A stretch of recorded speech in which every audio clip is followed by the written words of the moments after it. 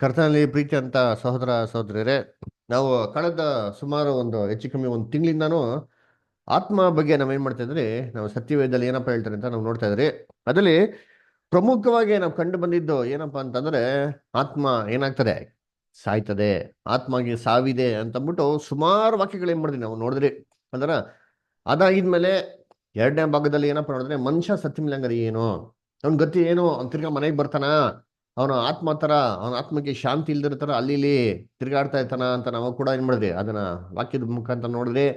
ಆ ಥರ ಯಾವುದೇ ರೀತಿ ವಾಕ್ಯದಲ್ಲಿ ಎಲ್ಲೂ ಹೇಳ ಅಂತ ಹೇಳ್ತಾರೆ, ಅದ್ರ ಬದಲಾಗಿ ಸ್ಪಷ್ಟವಾಗಿ ಆ ವಾಕ್ಯ ಏನಪ್ಪ ಹೇಳ್ತಾರೆ, ಸತ್ತವರ ಏನ್ರಿ ಪ್ರೇತಗಳು ಎದ್ದು ಬರುವುದಿಲ್ಲ ಅಂತ ನಾವು ಬಹು ಸ್ಪಷ್ಟವಾಗಿ ನಾವೇನ್ ಮಾಡ್ತೀರಿ, ನಾವು ನೋಡ್ತೀರಿ. ಯಾವತ್ತು ಅವ್ರು ಸತ್ರೋ ಆವತ್ತಿನ ದಿನ ಏನಾಯ್ತು, ಅವ್ರ ಆಲೋಚನೆಗಳೆಲ್ಲ ಹೋಯ್ತು ಅಂತ ಕೂಡ ನಾವೇನ್ ಮಾಡ್ತೀರಿ, ಸ್ಪಷ್ಟವಾಗಿ ಸತ್ಯವಿದ್ದಲ್ಲಿ ನಾವೇನ್ ಮಾಡ್ತೀರಿ ನೋಡ್ತೀರಿ.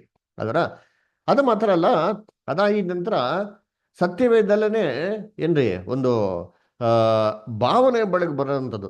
ಅಂದ್ರೆ ಆ ವಾಕ್ಯಗಳು ಹೋದರೆ ಆತ್ಮ ಸತ್ತಿಲ್ಲ ಅಂತ ಅಭಿಪ್ರಾಯ ಬರೋಂಥ ಒಂದು ವಾಕ್ಯಗಳನ್ನ ನಾವೇನ್ ಮಾಡಿದ್ರಿ, ಅದನ್ನ ಸ್ಟಡಿ ಮಾಡ್ತಾ ಹೋದ್ರಿ. ಮೊದಲನೇದಾಗಿ ನೋಡಿರೋದಂಥದ್ದು ಏನಪ್ಪಾ ಅಂದ್ರೆ, ಸತ್ತೋಗಿರೋಂಥ ಸ್ಯಾಮ್ಯಲು ಎದ್ದು ಬರೋದು. ಅಲ್ವರ ಸ್ಯಾಮ್ಯಲ್ ಸತ್ತೋಗಿರ್ಬೇಕಾದ್ರೆ ಹೇಗೆ ಎದ್ದು ಬರಕ್ ಸಾಧ್ಯ? ಕ್ರಿಸ್ತನ ಎರಡನೇ ಬರಿಕೆವರೆಗೂ ಸತ್ತೋದವ್ರು ಯಾರು ಎದ್ದು ಬರಕ್ ಸಾಧ್ಯ ಇಲ್ಲ. ಅಂದ್ರೆ ಸ್ಯಾಮ್ಯಲ್ ಹೇಗೆ ಎದ್ದು ಬಂದ ಅಂತ ನಾವೇನ್ ಮಾಡಿದ್ರಿ ನೋಡಿದ್ರಿ. ಅಲ್ವರ ಯಾರು ಉತ್ತರ ಕೊಡ್ತೀರಾ? ಅಲ್ಲಿ ಸತ್ತೋಗಿರೋಂಥ ಸ್ಯಾಮ್ಯಲ್ ಹೇಗೆ ಎದ್ದು ಬಂದ್ರು? ಅದು ಎದ್ದು ಬಂದಿದ್ದು ಯಾರು? ಸಾಮ್ಯಲ್ ಬಂದಿಲ್ಲ, ಅದ್ ಮಾಟಗಾತಿ ಸಾಮ್ಯಲ್ ರೂಪದಲ್ಲಿ ಮಾತಾಡಿದ್ದು ಅಂತ ಕಳೆದವಾರ ನೋಡಿದ್ರು ವೆರಿ ಅಷ್ಟೇ. Good star, very good. ಅಲ್ವರ ನೋಡ್ಬೇಕಾದ್ರೆ ಅಲ್ಲಿ ಸ್ಯಾಮ್ಯಲ್ ಏನಾಗಿಲ್ಲ, ಎದ್ದು ಬಂದಿಲ್ಲ.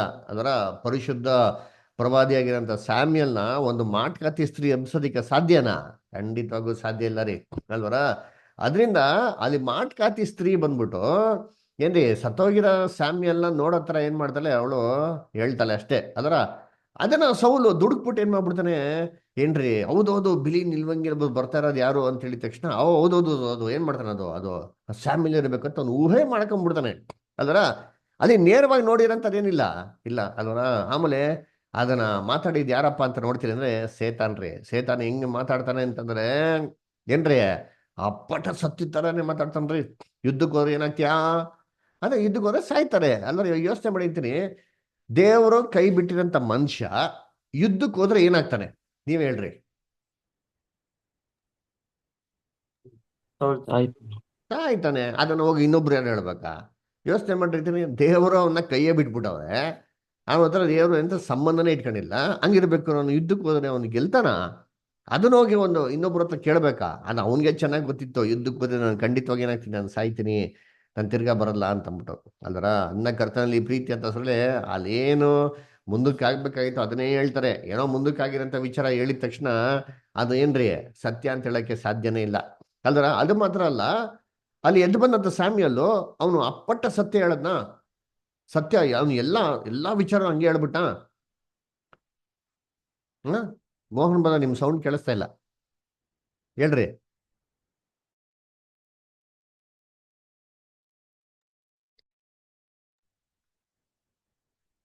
ಹೇಳ್ರಿ. ಇಲ್ಲ ಫಸ್ಟ್ ಇಲ್ಲ ಬ್ರದರ್. ಅಲ್ವರ ನೋಡ್ಬೇಕಾರೆ ಏನ್ ನೋಡ್ತೀರಿ ಅಲ್ಲಿ, ಏನ್ರಿ ಅವನೇನ್ ಹೇಳ್ತಾನ, ಅವನ ನಾಳೆ ಏನ್ರಿ ನೀನು ನಿನ್ ಮಕ್ಳು ಎಲ್ಲರೂ ನನ್ನ ಜೊತೆಗೆ ಏನಾಗ್ತೀರಾ, ಇರ್ತೀರಾ ಅಂತ ನೋಡ್ತಾರೆ.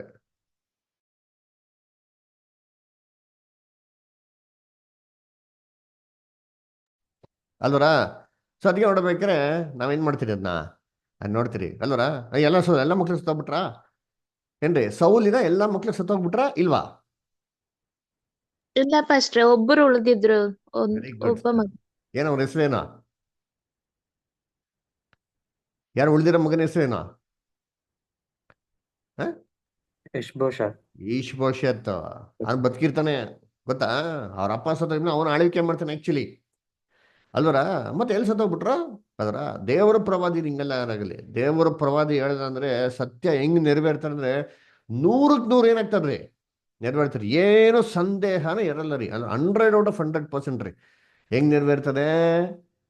ಯಾ ಎಲಿಯ ಏನಂತಂದ್ರು, ಆ ಏನ್ರಿ ಅಹಾಬ್ ಮತ್ತೆ ಜೆಜಬೆಲ್ಗೆ ಹೇಳ್ಬೇಕಾರೆ ಹೆಂಗ್ ಪ್ರವಾದನೆ ಹೇಳ್ತಾರೆ, ಯಾವ ಸ್ಥಳದಲ್ಲಿ ಏನ್ರಿ ಆ ನಾಬೋತಿನ ರಕ್ತ ನಾಯಿಗಳು ನೆಕ್ಕಿದ್ಯೋ ಅದೇ ಸ್ಥಳದಲ್ಲಿ ನಿನ್ನ ಒಂದು ರಕ್ತ ಕೂಡ ಏನ್ ಮಾಡ್ತಾರೆ ನಾಯಿಗಳು ನೆಕ್ತಾರೆ ಅಂತ ಏನ್ ಮಾಡ್ತಾರೆ ಅಲ್ಲಿ ಅಲ್ಲಿ ದೇವರು ಹೇಳ್ತಾರೆ. ಅದೇ ರೀತಿ ಅವ್ನು ನುಡ್ದಂತಾನೆ ಏನಂತಾರೆ ಪ್ರವಾದಿ ಮಾತಲ್ಲಿ ನೆರವೇರ್ತಾರೆ. ಸೊ ಅದ್ರಲ್ಲಿ ನಮ್ಗೆ ಕ್ಲಿಯರ್ ಆಗಿ ಗೊತ್ತಾಗ್ತಾರೆ ಅಲ್ಲಿ ಎದ್ದು ಬಂದು ಮಾತಾಡಿರೋದು ಏನಲ್ಲ ಒಂದು ಸ್ಯಾಮ್ಯಲ್ ಅಲ್ವೇ ಅಲ್ಲ, ಅದು ಸೇತಾನ್ ಏನ್ ಮಾಡಿರೋದು ಅದು ಮಾತಾಡಿದಂತ ನಾವ್ ಏನ್ ಮಾಡ್ತೀವಿ ನೋಡ್ತೀರಿ ಅಲ್ವರ. ಅದು ಮಾತ್ರ ಅಲ್ಲ, ಅದರಿಂದ ಅದು ಆತ್ಮ ಸಾಯಲ್ಲ ಅಂತ ಒಂದು ಏನ್ರಿ ಮಾತಿಗೆ ತೊಗೊಳಕ್ಕೆ ಸಾಧ್ಯ ಇಲ್ಲ. ಇನ್ನೊಂದು ಕೂಡ ನಾವೇನ್ ಮಾಡಿದ್ರಿ ನೋಡಿದ್ರಿ ಕಳೆದ ವಾರ ಅಲ್ವರ, ಏನಪ್ಪ ನೋಡಿದ್ರಿ ಏನ್ರಿ, ಯೇಸು ಕ್ರಿಸ್ತು ಮರುರೂಪ ಆಗೋದು ಅಲ್ವರ ಏನ್ರಿ. ಆ ಕಡೆ ಈ ಕಡೆ ಯಾರು ಇರ್ತಾರೆ, ಮೋಸಸ್ಸು ಮತ್ತೆ ಎಲಿಯ ಕಾಣಿಸ್ಕೊಂತಾರಲ್ವಾ. ನೋಡ್ರಿ ಓದನ ವಾಕ್ಯ ಮತ್ತೆ 17ನೇ ಅಧ್ಯಾಯ 1-3 ಓದ್ರಿ ದಯವಿಟ್ಟು ಯಾರಾದ್ರ.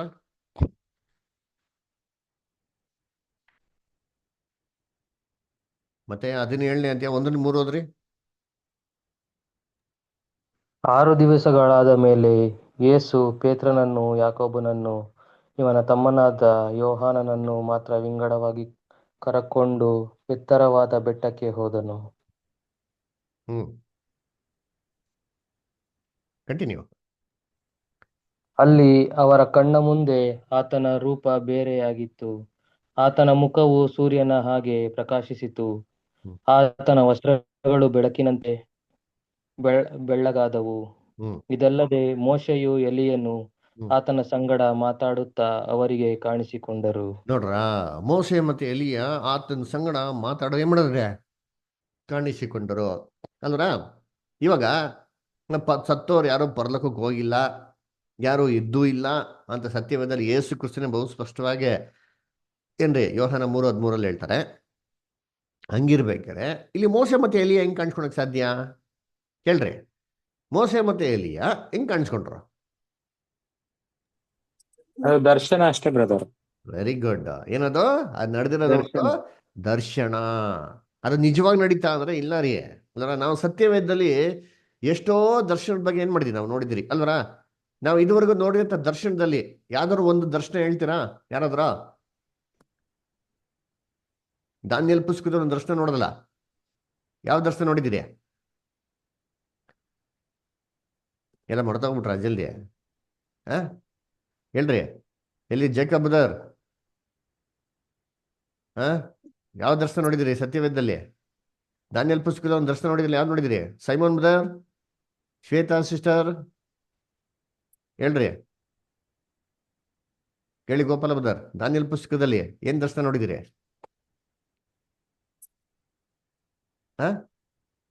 2ನೇ ಅಧ್ಯಾಯದಲ್ಲಿ ಮತ್ತೆ 7ನೇ ಅಧ್ಯಾಯದಲ್ಲಿ ದರ್ಶನ ನೋಡಿದಿರ ಇಲ್ವಾ? ಅಯ್ಯೋ, ಏನು ಎಲ್ಲ ಮರ್ತೋಗ್ಬಿಟ್ಟಿದ್ದೀರಾ? ಏನು ಒಬ್ರು ಉತ್ತರ ಕೊಡ್ತಾ ಇಲ್ಲ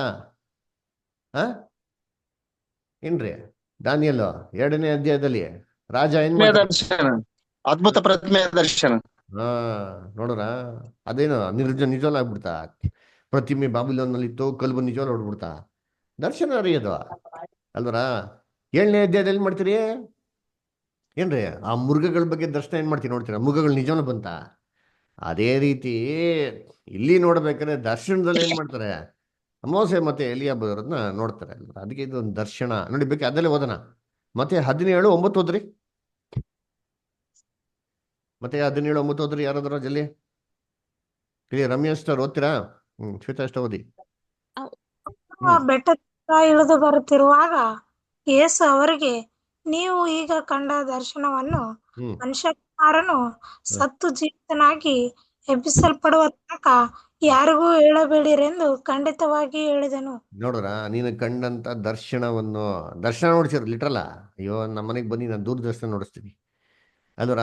ನಾನ್ ನಮ್ಮ ಮನೇಲಿ ಏನ್ರಿ ನನ್ನ ದರ್ಶನದಲ್ಲಿ ಏನ್ರಿ ಯೋಸೆಫನ್ ನೋಡಿದ್ದೀನ್ರಿ ಅಲ್ವರ.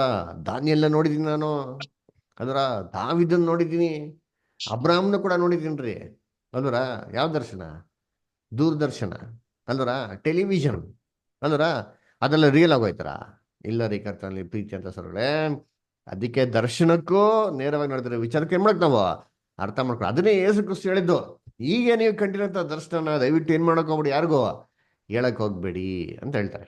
ಸರಿ, ಇವಾಗ ಏನ್ ಮಾಡೋಣ ಅಂದ್ರೆ ಈ ವಾರ ಒಂದು ಮುಖ್ಯವಾಗಿರೋಂಥ ಇನ್ನ ಬಾಕಿ ಇರೋಂಥ ವಿಚಾರಗಳೇನ್ ಮಾಡೋಣ ಇವತ್ತು ನಾವು ಧ್ಯಾನ ಮಾಡೋಣ ರೀ. ಅದರ ಇವತ್ತು ನಾವು ಸ್ಟಡಿ ಮಾಡೋಂಥದ್ದು ಯಾವ್ದಪ್ಪ ಅಂದ್ರೆ ಶಿಲ್ಬೆ ಮೇಲೆ ಕಳ್ಳನ್ಗೆ ಯೇಸು ಕ್ರಿಸ್ತ ಹೇಳಿರೋಂಥ ಮಾತು ಅದರ. ಅದು ಓದ ನೋಡಿರ್ತೀರಿ. ಲೂಕ್ 23:43. ರಮ್ಯಾ ಸಿಸ್ಟರ್ ಓದ್ಬೋದಾ? ಲೂಕ್ 23:43. ಓದ್ತೀನಿ ಅಷ್ಟೇ.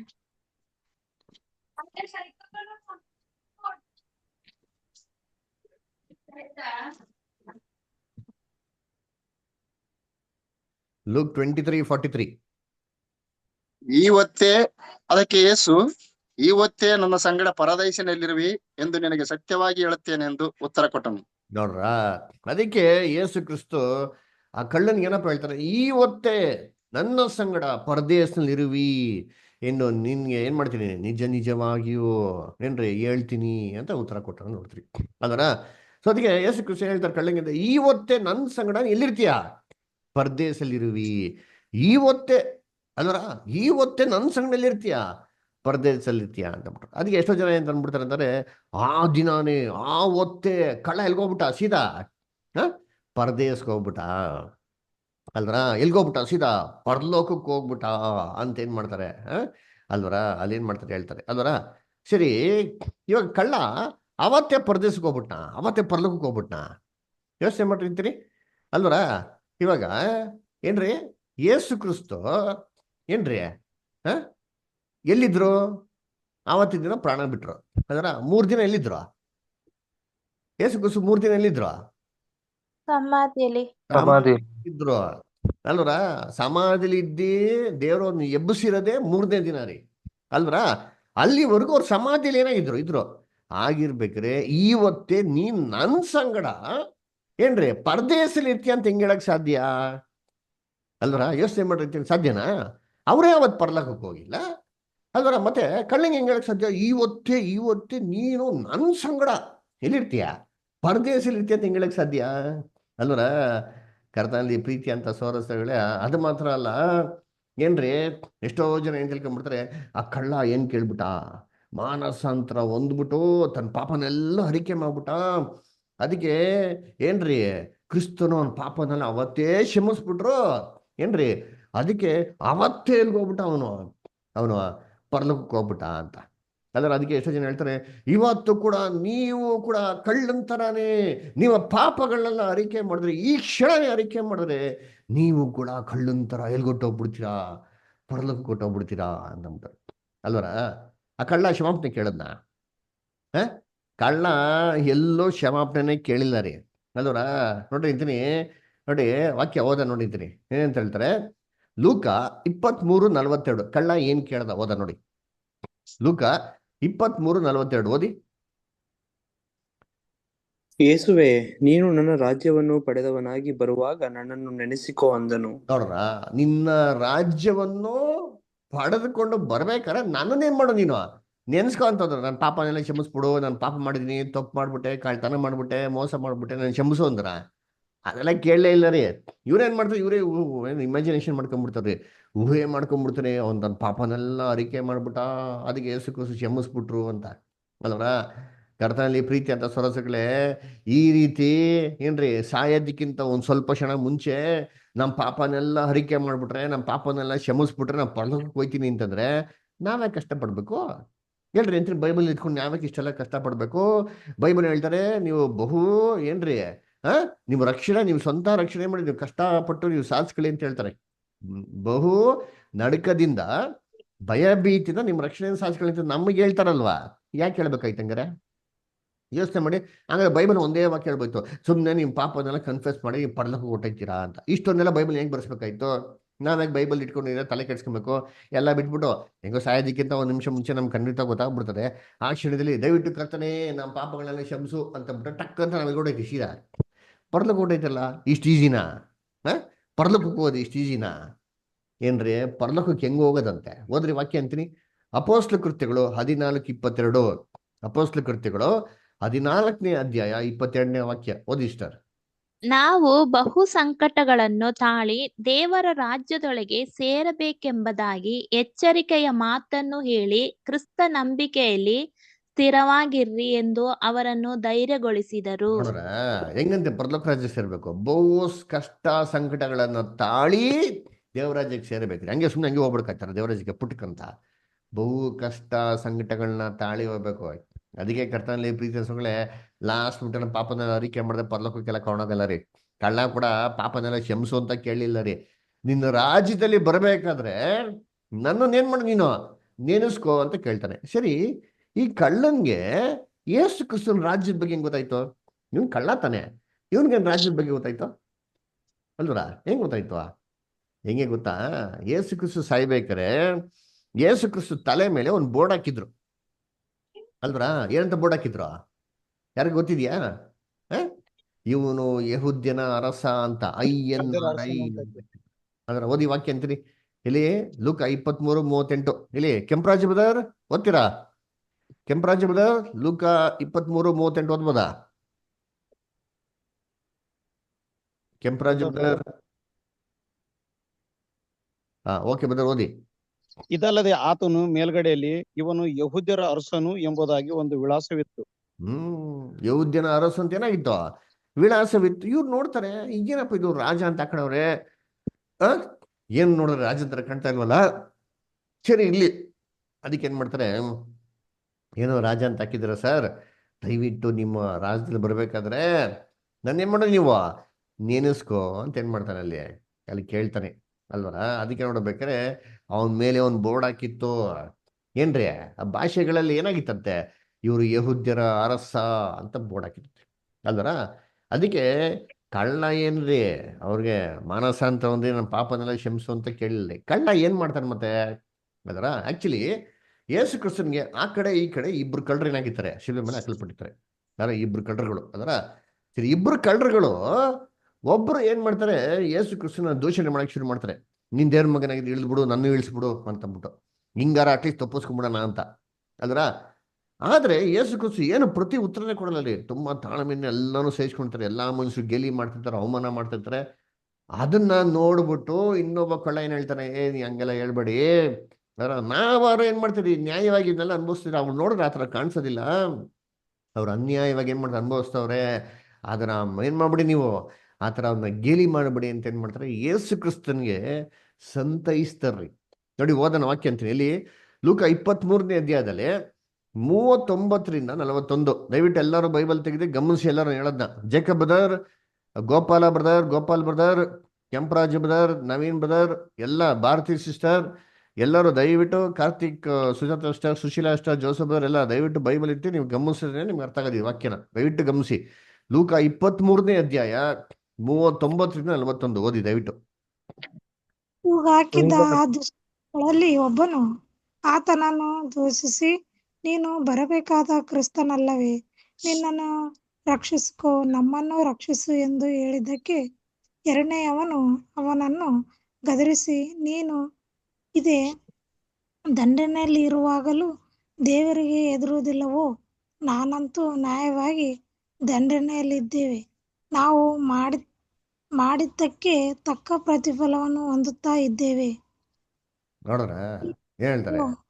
ಆಮೇಲೆ ಈತನಾದರೂ ಅಲ್ಲದೇನು ಮಾಡಲಿಲ್ಲ ಎಂದು ಹೇಳಿ, ಯೇಸುವೆ, ನೀನು ನಿನ್ನ ರಾಜ್ಯವನ್ನು ಪಡೆದವನಾಗಿ ಬರುವಾಗ ನನ್ನನ್ನು ನೆನೆಸಿಕೋ ಅಂದನು. ನೋಡ್ರ ಏನ್ ಹೇಳ್ತಾರೆ, ಈತನಂತೂ ಏನು ಮಾಡ್ದಂಗಿಲ್ಲ. ಅದಕ್ಕೆ ಅದನ್ನ ಹೇಳ್ಬಿಟ್ಟು ಹೇಳ್ತಾರೆ, ನಿನ್ನ ರಾಜ್ಯದಲ್ಲಿ ಬರ್ಬೇಕಾದ್ರೆ ನನ್ನೇನ್ ಮಾಡು, ನೆನೆಸಿಕೋ ಅಂತ ಹೇಳ್ತಾರೆ ಅಲ್ರ? ಇವಾಗ ಕಳ್ಳ ಏನ್ ಕೇಳ್ದ, ತನ್ನ ಪಾಪಗಳನ್ನ ಕ್ಷಮಾಪಣೆ ಕೇಳ್ದ? ಇಲ್ಲ ರೀ. ಏನ್ ಕೇಳ್ದ? ಸಿಂಪಲ್ ಆಗಿ, ನೀನು ನಿನ್ನ ರಾಜ್ಯದಲ್ಲಿ ಬರ್ಬೇಕಾದ್ರೆ ಏನ್ ಮಾಡೋದು, ನನ್ನ ನೆನೆಸಿಕೋ ಅಂತ ಏನ್ ಮಾಡಿದ್ರು, ಕೇಳಿದ್ರು ಅಲ್ರ? ಸರಿ, ಕಳ್ಳ ಕೇಳಂತ ಈ ಪ್ರಶ್ನೆಗೆ ಯೇಸು ಕ್ರಿಸ್ತು ಕರೆಕ್ಟಾಗಿ ಏನು ಉತ್ತರ ಕೊಡ್ಬೇಕಿತ್ತು? ಆಕ್ಚುಲಿ ಏನು ಉತ್ತರ ಕೊಡ್ಬೋದು ಈ ಪ್ರಶ್ನೆಗೆ? ಏನ್ ಸರಿಯಾದ ಉತ್ತರ?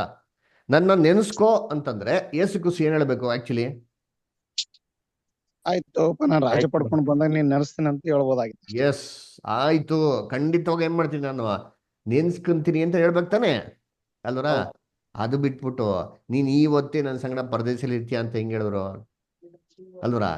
ಆಕ್ಚುಲಿ ಯೇಸು ಕ್ರಿಸ್ತು ಹೇಳೋದು ಅದೇ ರೀ.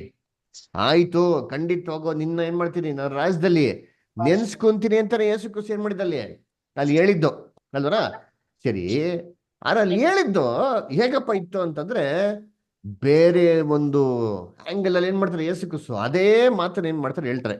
ಹೆಂಗೆ ಅಂತಂದ್ರೆ ನೋಡಿರ್ತೀನಿ, ಇವಾಗ ನಾವು ವಾಕ್ಯನ ಓದಿದ್ರೆ ಏನ್ರಿ, ಅಲ್ಲಿ ಇನ್ನೊಂದ್ಸತಿ ವಾಕ್ಯನ ಓದೋಣ. ಯೇಸು ಕ್ರಿಸ್ತು ಕೊಟ್ಟಂತ ಉತ್ತರ ಏನು ಉತ್ತರ ಕೊಡ್ತಾರೆ? ಇಂಗ್ಲಿಷಲ್ಲಿ ಓದೋಣ ಅಂತೀನಿ ನೋಡಿ. ದಯವಿಟ್ಟು ಯಾರು ಇಂಗ್ಲಿಷ್ ವೇಲಿ ಓದಿದ್ರೆ, KJV ಇದ್ರೆ, ಇಂಗ್ಲಿಷಲ್ಲಿ KJV ಇದ್ರೆ ಓದ್ರಿ ದಯವಿಟ್ಟು.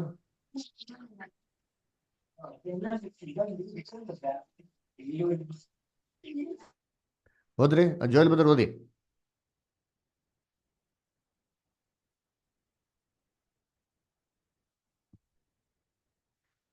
ಮ್ಯೂಟ್ ಆಗಿದೆ ನೋಡಿ ಬದರ್, ಅನ್ಮ್ಯೂಟ್ ಮಾಡ್ಕೊಂಡು ಓದಿ Badr.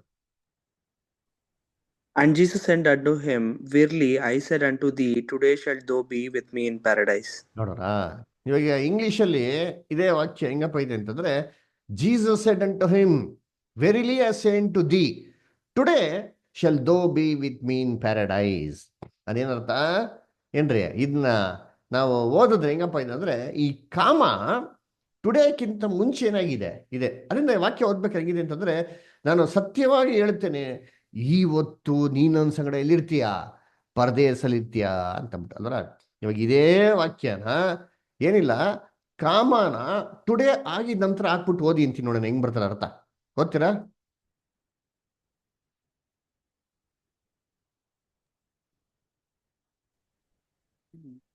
To thee, today shalt thou be with me in paradise.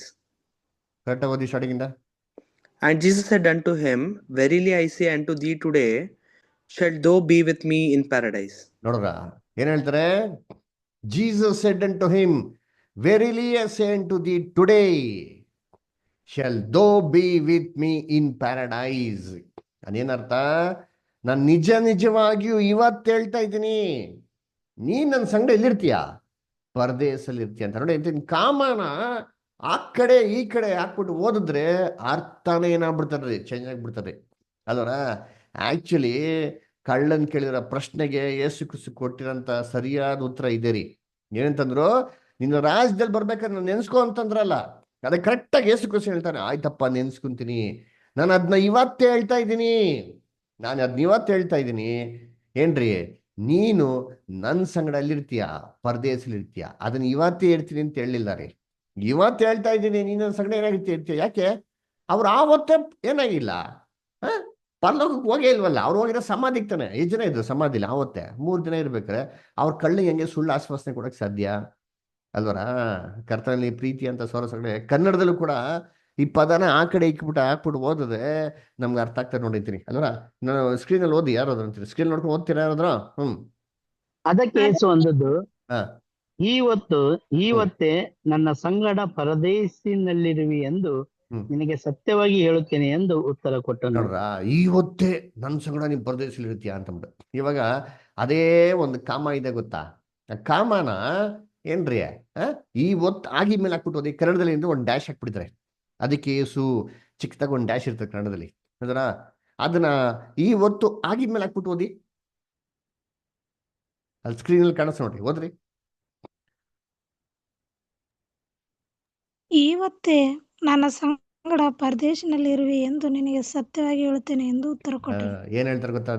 ಅದಕ್ಕೆ ಯೇಸು ಇವತ್ತೇ ಕಾಮ ನನ್ನ ಸಂಗಡ ಪರದೇಶಿನಲ್ಲಿರುವಿ ಎಂದು ನಿನಗೆ ಸತ್ಯವಾಗಿ ಹೇಳುತ್ತೇನೆ ಒಂದು ಉತ್ತರ ಕೊಟ್ಟನು. ನೋಡ್ರ ಹೆಂಗಿದೆ ಅರ್ಥ, ಹೆಂಗಿದೆ ನೋಡ್ರ?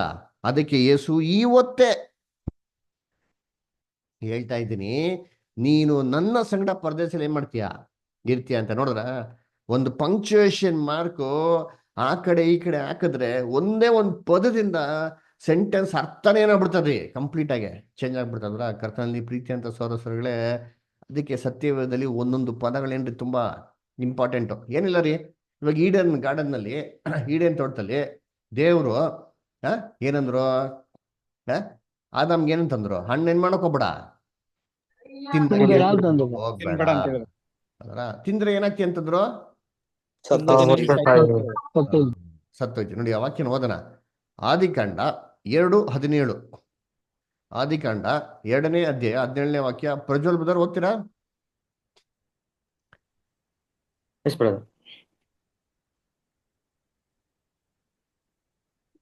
ಒಳ್ಳೆಯದರ ಕೆಟ್ಟದರ ಅರುಹನ್ನು ಹುಟ್ಟಿಸುವ ಮರದ ಹಣ್ಣನ್ನು ಮಾತ್ರ ತಿನ್ನಬಾರದು, ತಿಂದ ದಿನ ಸತ್ತೇ ಹೋಗುವಿ ಎಂದು ವಿಧಿಸಿದನು. ತಿಂದ ದಿನ ಏನಾಗ್ತೀಯ ನೀನು? ಸತ್ತೇ ಹೋಗುವಿ ಅಂತಂದ್ರು ಅಲ್ವರ. ಏನ್ರಿ ಇಂಗ್ಲಿಷ್ ಏನ್ ಬರ್ತಾರೆ? ದೋ ಶಲ್ ಶ್ಯೂರ್ಲಿ ಡೈ ಅಂತ ಬರ್ತಾರೆ. ಕರೆಕ್ಟಾ? ಇಂಗ್ಲಿಷಲ್ಲಿ ಓದ್ರಿ. ಇಂಗ್ಲಿಷ್ ಯಾವ ಇದೆ ಬೈಬಲ್? ಯಾರು ಓದ್ತೀರಾ? ಹಾ brother. And he dreamed at ಆದಿಕಾಂಡ 2:17. ಒಂದು ನಿಮಿಷ. But of the tree of the knowledge of good and evil, thou shalt not eat of it. For in the day that thou eatest, therefore of thou shalt surely die. In the day thou eatest thereof, thou shall surely die. ನೀನು ತಿಂದ ದಿನ ಸತ್ತೇ ಹೋಗಿವಿ ಅಂತಂದ್ರು. ಇವಾಗ ಈ ದೇವ್ರು ಹೇಳಿರೋ ಮಾತಿಗೆ ಸೇತಾನ್ ಏನ್ ಮಾಡ್ದ? ಒಂದೇ ಒಂದು ಪದ ಸೇರಿಸ್ತಾನೆ ಅಷ್ಟೇ ರೀ.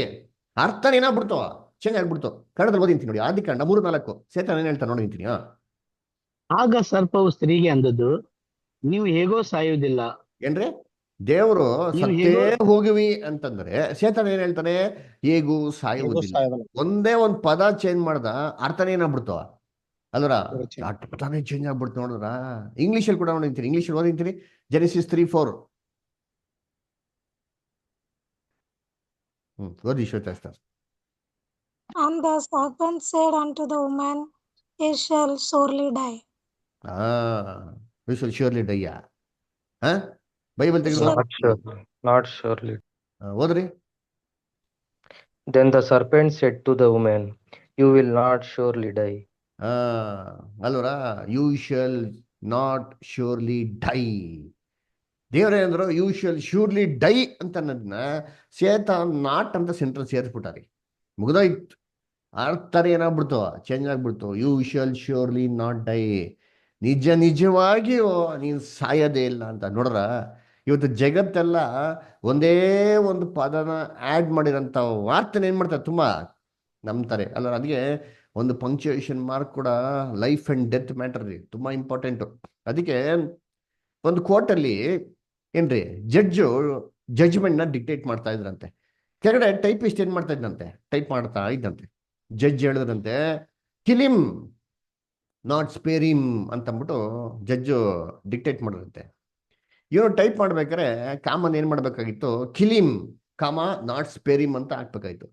ಬೈ ಮಿಸ್ಟೇಕ್ ಆಗಿ ಏನು ಮಾಡ್ತಾನೆ, ಕಾಮನ ಏನು ಮಾಡ್ತಾನೆ ಗೊತ್ತಾ, ನಾಟ್ ಆಗಿ ಮೇಲೆ ಹಾಕ್ಬಿಡ್ತಾನೆ ರೀ. ನಾಟ್ ಆಗಿ ಮೇಲೆ ಹಾಕ್ಬಿಟ್ಟು ಅದನ್ನ ಟೈಪ್ ಮಾಡ್ತಾನೆ, ಅರ್ಥನೇ ಚೇಂಜ್ ಆಗಿಬಿಡ್ತಾರೆ. ಏನು, ಕಿಲಿಮ್ ನಾಟ್ ಕಾಮ ಸ್ಪೇರಿಮ್ ಅಂದ್ರೆ ಅರ್ಥ ಏನಾಯ್ತು, ಜಡ್ಜ್ ಹೇಳಿದ್ದು ಸಾಯ್ಸಾಕು ಅನ್ನ ಬಿಡ್ಬಿಡ ಅಂತ.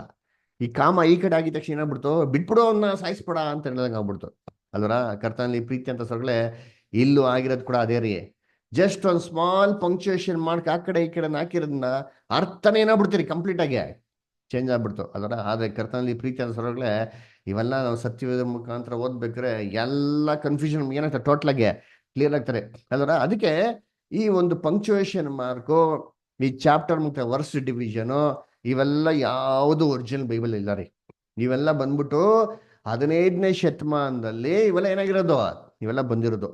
ಕಾರ್ಡಿನಲ್ ಕ್ಯಾರೋ ಅಂತಂದ್ಬಿಟ್ಟು ಚಾಪ್ಟರ್ ಡಿವಿಷನ್ಸ್ ಮಾಡ್ತಾರೆ. ರಾಬರ್ಟ್ ಸ್ಟೀಫನ್ಸನ್ ಅಂದ್ಬಿಟ್ಟು ಏನ್ರಿ ವರ್ಸ್ ಡಿವಿಷನ್ ಮಾಡ್ತಾರೆ. ಅದಕ್ಕೆ ಒರಿಜಿನಲ್ ಮ್ಯಾನ್ಸ್ಕ್ರಿಪ್ಟ್ಸ್ ತೆಗೆ ನೋಡಿ, ಕಾಮ ಫುಲ್ ಸ್ಟಾಪ್ ಚಾಪ್ಟರ್ ವರ್ಸ್ ಯಾವುದಿಲ್ಲ ರೀ, ಹಂಗೆ ಸರಾಸಟ್ಟಿಗೆ ಏನು ಬರ್ದಿರೋದು. ಇವೆಲ್ಲ ಆಗಿರೋದು ಯಾವಾಗಂದ್ರೆ 15th ಸೆಂಚುರಿ ನಂತರ ಈ ಕಾಮ ಪಂಕ್ಚುಯೇಷನ್ ಬಂದಿರೋದು. ಇದೆಲ್ಲ ಟೈಮಲ್ಲಿ. ಅದಕ್ಕೆ ಈ ಬೈಬಲ್ನ ತರ್ಜುಮೆ ಮಾಡಿರೋರು ಎಲ್ಲರೂ ಅವ್ರಿಗೆ ಅಭಿಪ್ರಾಯ ಏನಪ್ಪ ಅಂದರೆ, ಮನುಷ್ಯ ಹೇಗೂ ಸಾಯುವುದಿಲ್ಲ, ಅವನ ಆತ್ಮ ಸಾಯೋದೇ ಇಲ್ಲ ಅಂತ ತಲೆಯಲ್ಲಿ ಏನಾಗ್ಬಿಟ್ಟಿದೆ, ಫಿಕ್ಸ್ ಆಗ್ಬಿಟ್ಟಿರೋದ್ರಿಂದ ಈ ಕಾಮ ಪಂಕ್ಚುಯೇಷನ್ ಮಾರ್ಕ್ ಎಲ್ಲ ಏನು ಮಾಡ್ರಲ್ಲ ಹಾಕ್ಬಿಟ್ರು ಅವ್ರ ಅಭಿಪ್ರಾಯ ಬರಂಗೆ ಅಂದ್ರೆ. ಸರಿ, ಇವಾಗ ಕಳ್ಳ ಒಟ್ಟಲ್ಲಿ ಹೇಳದ್ನಲ್ವಾ ಏನ್ರಿ, ಯೇಸು ಕ್ರಿಸ್ತನ್ಗೆ ಮಾತು ಹೇಳದ್ನಲ್ವಾ, ಏನಕ್ಕೆ ಆ ಯೇಸು ಕ್ರಿಸ್ತನ್ಗೆ ಆ ಮಾತು ಹೇಳಿದ ತಕ್ಷಣ ಯೇಸು ಕ್ರಿಸ್ತ ಅಷ್ಟೊಂದು ದೊಡ್ಡ ಒಂದು ಮಾತು ಏನಕ್ಕೆ ಹೇಳಿದ್ರು? ನಾನು ಖಂಡಿತವಾಗೂ ನೀನು ಏನು ಮಾಡ್ತೀನಿ, ಈ ದಿನಾನೇ ಹೇಳ್ತಾ ಇದ್ದೀನಿ, ನೀನು ನನ್ನ ಸಂಗಡ ಪರದೇಶಿ ಅಂತ ಯಾಕೆ ಕೇಳಿದ್ರು ಅಂತ ನೋಡ್ಬೇಕಾರೆ ನಮ್ಗೆ ಚೆನ್ನಾಗಿ ಗೊತ್ತು. ಯೇಸು ಕ್ರಿಸ್ತ ಕೊನೆ ಕ್ಷಣಗಳು ಅಲ್ವರ, ಅವ್ರು ಶಿಲ್ವ ಸಾಹೇಬ್ ತರಬೇಕಾರೆ ಅವ್ರಿಗೆ ದುಃಖ ಹಂಚ್ಕೊಳಕ್ಕೆ ಯಾರಿಗೂ ಇಲ್ಲ ರೀ ಅಲ್ವರ, ಅವ್ರು ಸಂತೈಸಕ್ಕೆ ಯಾರು ಇಲ್ಲ ರೀ, ಒಬ್ರು ಇಲ್ಲ, ಎಲ್ಲ ಶಿಷ್ಯನ ಓಡೋಗ್ಬಿಟ್ಟಿದ್ರು. ಅದರ ಯೋಹಾನ ಮಾತ್ರ ದೂರದಲ್ಲಿ ಏನಾಗಿದ್ರು ಇದ್ರು ಅಲ್ವರ. ಹಾಗಿರ್ಬೇಕಾರೆ ಅವ್ರಿಗೆ ಎಲ್ಲರೂ ಬೈತಾ ಇದ್ರಿ.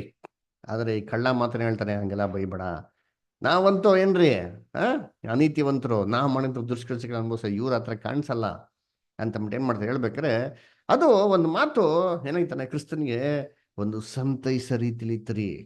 ಅದರ ಒಂಥರ ಕಂಫರ್ಟು ನೋಡಿ. ಓದನ ಕೀರ್ತನೆ 69:20. ಕೀರ್ತನೆ 69:20. ಎಲ್ಲಿ ವರುಣ್ ಬ್ರದರ್ ನಮಸ್ಕಾರ, ಓದ್ತೀರಾ? ಹಾ ಬ್ರದರ್ ಓದ್ತೀನಿ. ಓದಿ ಬಿಡ್ತಾರೆ. ಕೀರ್ತನೆ 69:20 ಓದ್ತಾರೆ. Psalm 69:20.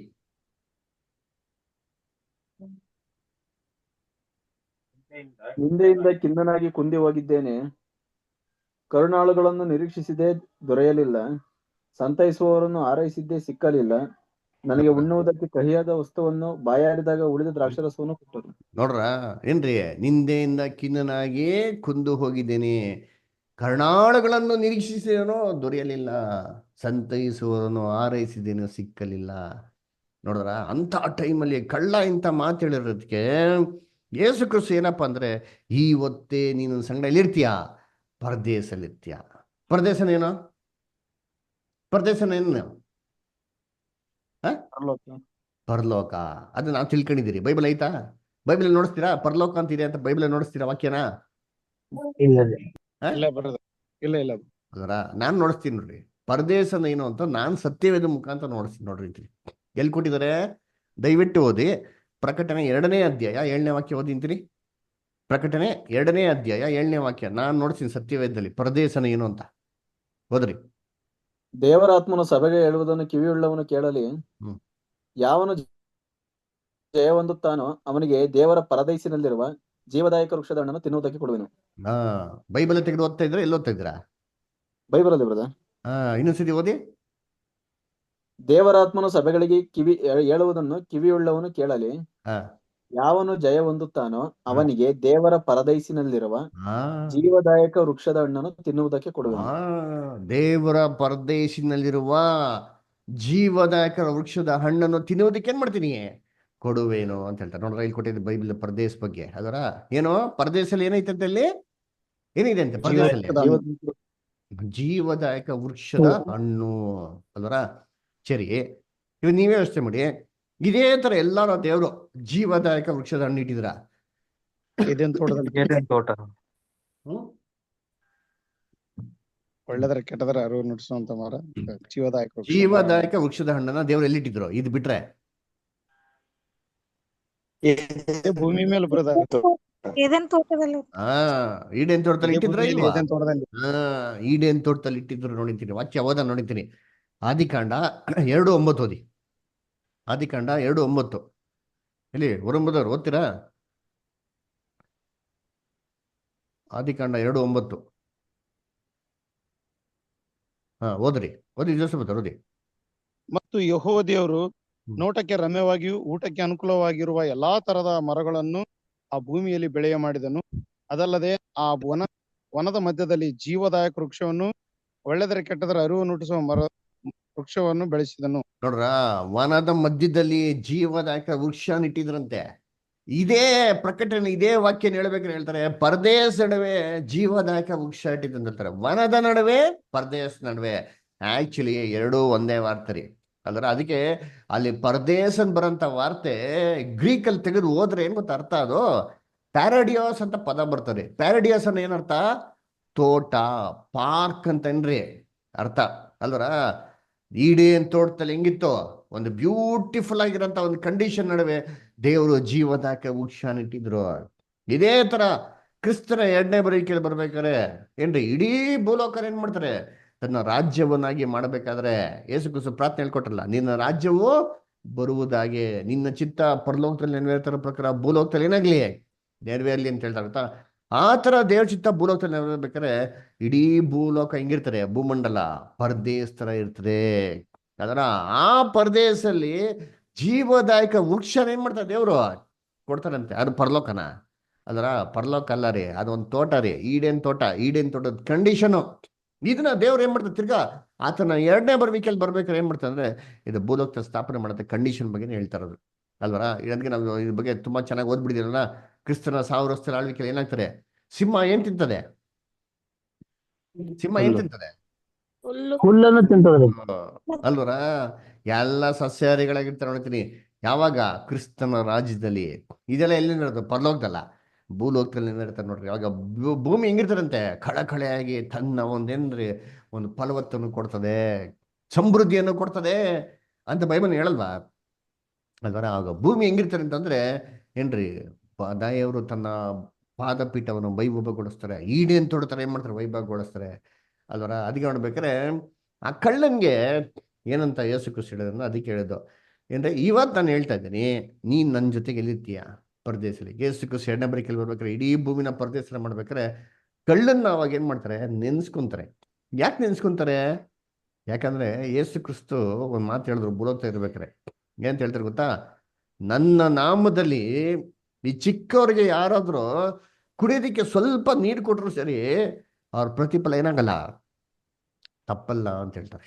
ನೋಡಿ, ಓದನ ವಾಕ್ಯ ಮತ್ತೆ 10:42. ಗೋಪಾಲ ಬದರ್ ಓದ್ತೀರಾ? ಮ್ಯಾಥ್ಯೂ 10:42. ಮ್ಯಾಥ್ಯೂ 10:42.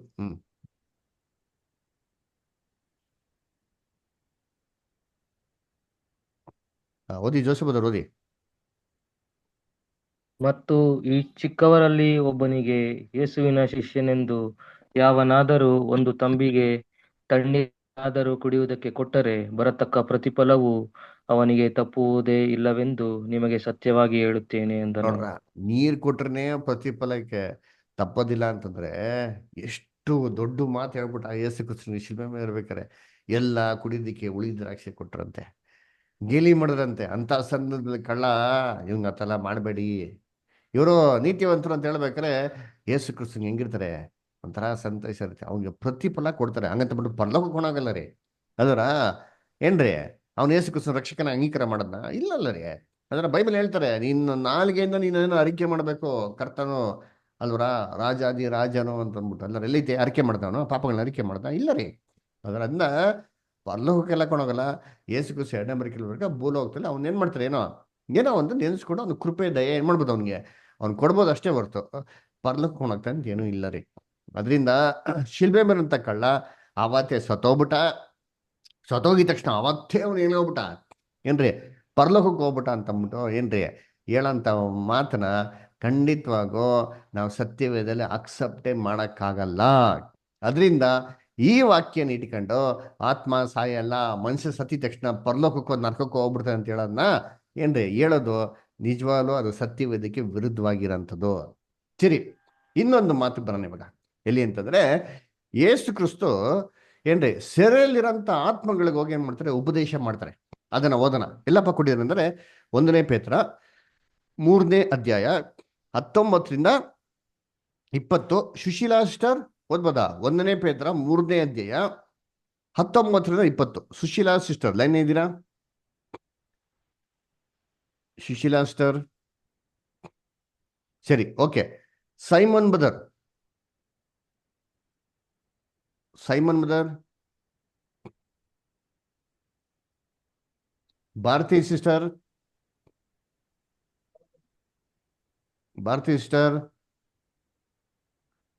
ಓಕೆ. ಓದಿ ಪ್ರಜ್ವಲ್ ಬದರ್, ಓದಿ.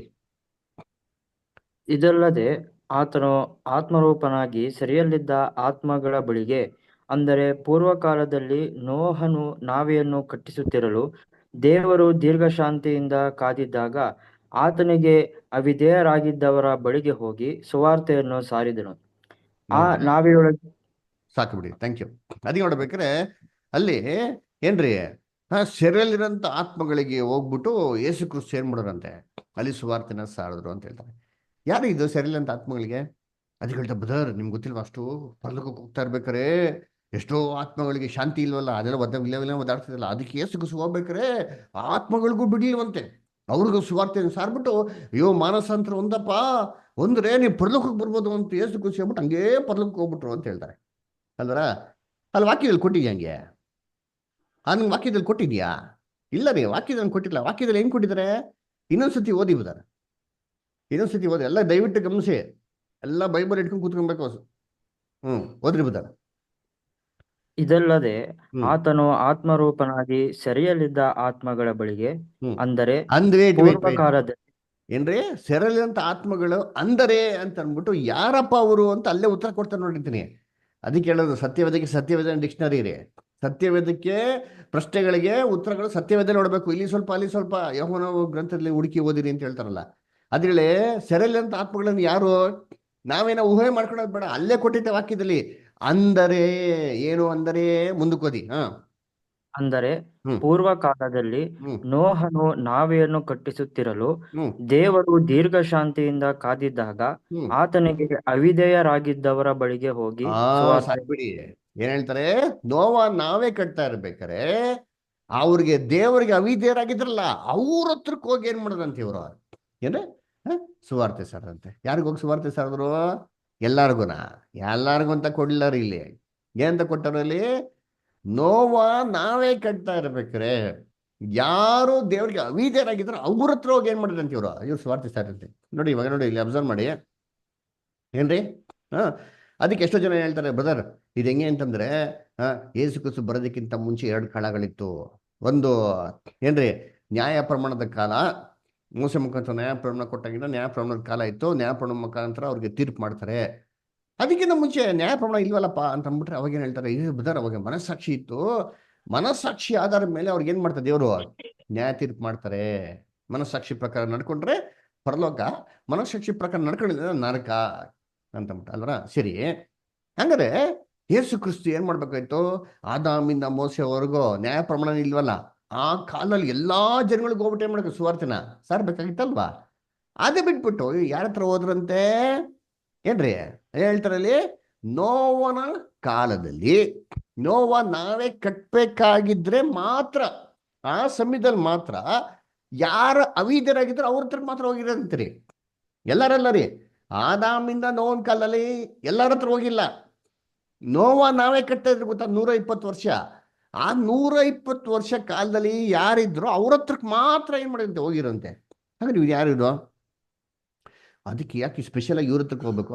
ಇವ್ರಿಗೇನು ಸ್ಪೆಷಲ್ಲ? ಇವ್ರಿಗೆ ಮಾತ್ರ ಹೇಳ್ಬೇಕಾ? ಯಾರಿದು? ಅದಕ್ಕೆ ಈ ವಾಕ್ಯನ ಅರ್ಥ ಮಾಡ್ಕೊಬೇಕು ಅಂತಂದ್ರೆ ನಾವೇನ್ ಮಾಡ್ಬೇಕು ಅಂದ್ರೆ ಸ್ವಲ್ಪ ಇಂಗ್ಲೀಷಲ್ಲಿ ಮತ್ತೆ ಸ್ವಲ್ಪ ತಮಿಳಲ್ಲಿ ಏನ್ ಮಾಡಕ್ ನಾವು ಓದ್ಬೇಕು. ಅಂದ್ರ ತಮಿಳ್ ಯಾರ ಹತ್ರ ಇದ್ರೆ ಓದ್ರಿ, ಇಲ್ಲ ಅಂದ್ರೆ ಅಲ್ಲಿವರೆಗೂ ನಾವೇನ್ ಮಾಡೋದು ಇಂಗ್ಲೀಷಲ್ಲಿ ಓದೋಣ. ಇಂಗ್ಲೀಷಲ್ಲಿ ಓದ್ರಿ ದಯವಿಟ್ಟು. 1 ಪೀಟರ್ ಏನ್ರಿ 3rd ಚಾಪ್ಟರ್ 19th ವರ್ಸ್ ಇಂಗ್ಲೀಷಲ್ಲಿ KJV ಓದ್ರಿ ಯಾರಾದ್ರೂ.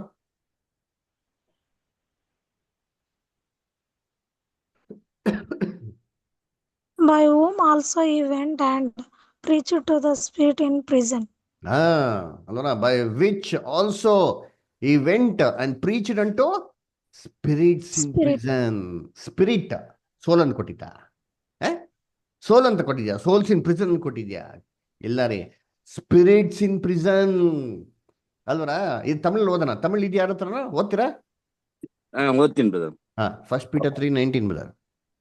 அந்த ஆவியிலே அவர் போய் காவலில் உள்ள ஆவிகளுக்கு பிரசங்கித்தார். பாத்தீங்களா? பாருங்க எவ்வளவு கிளியரா கொடுத்திருக்காரு.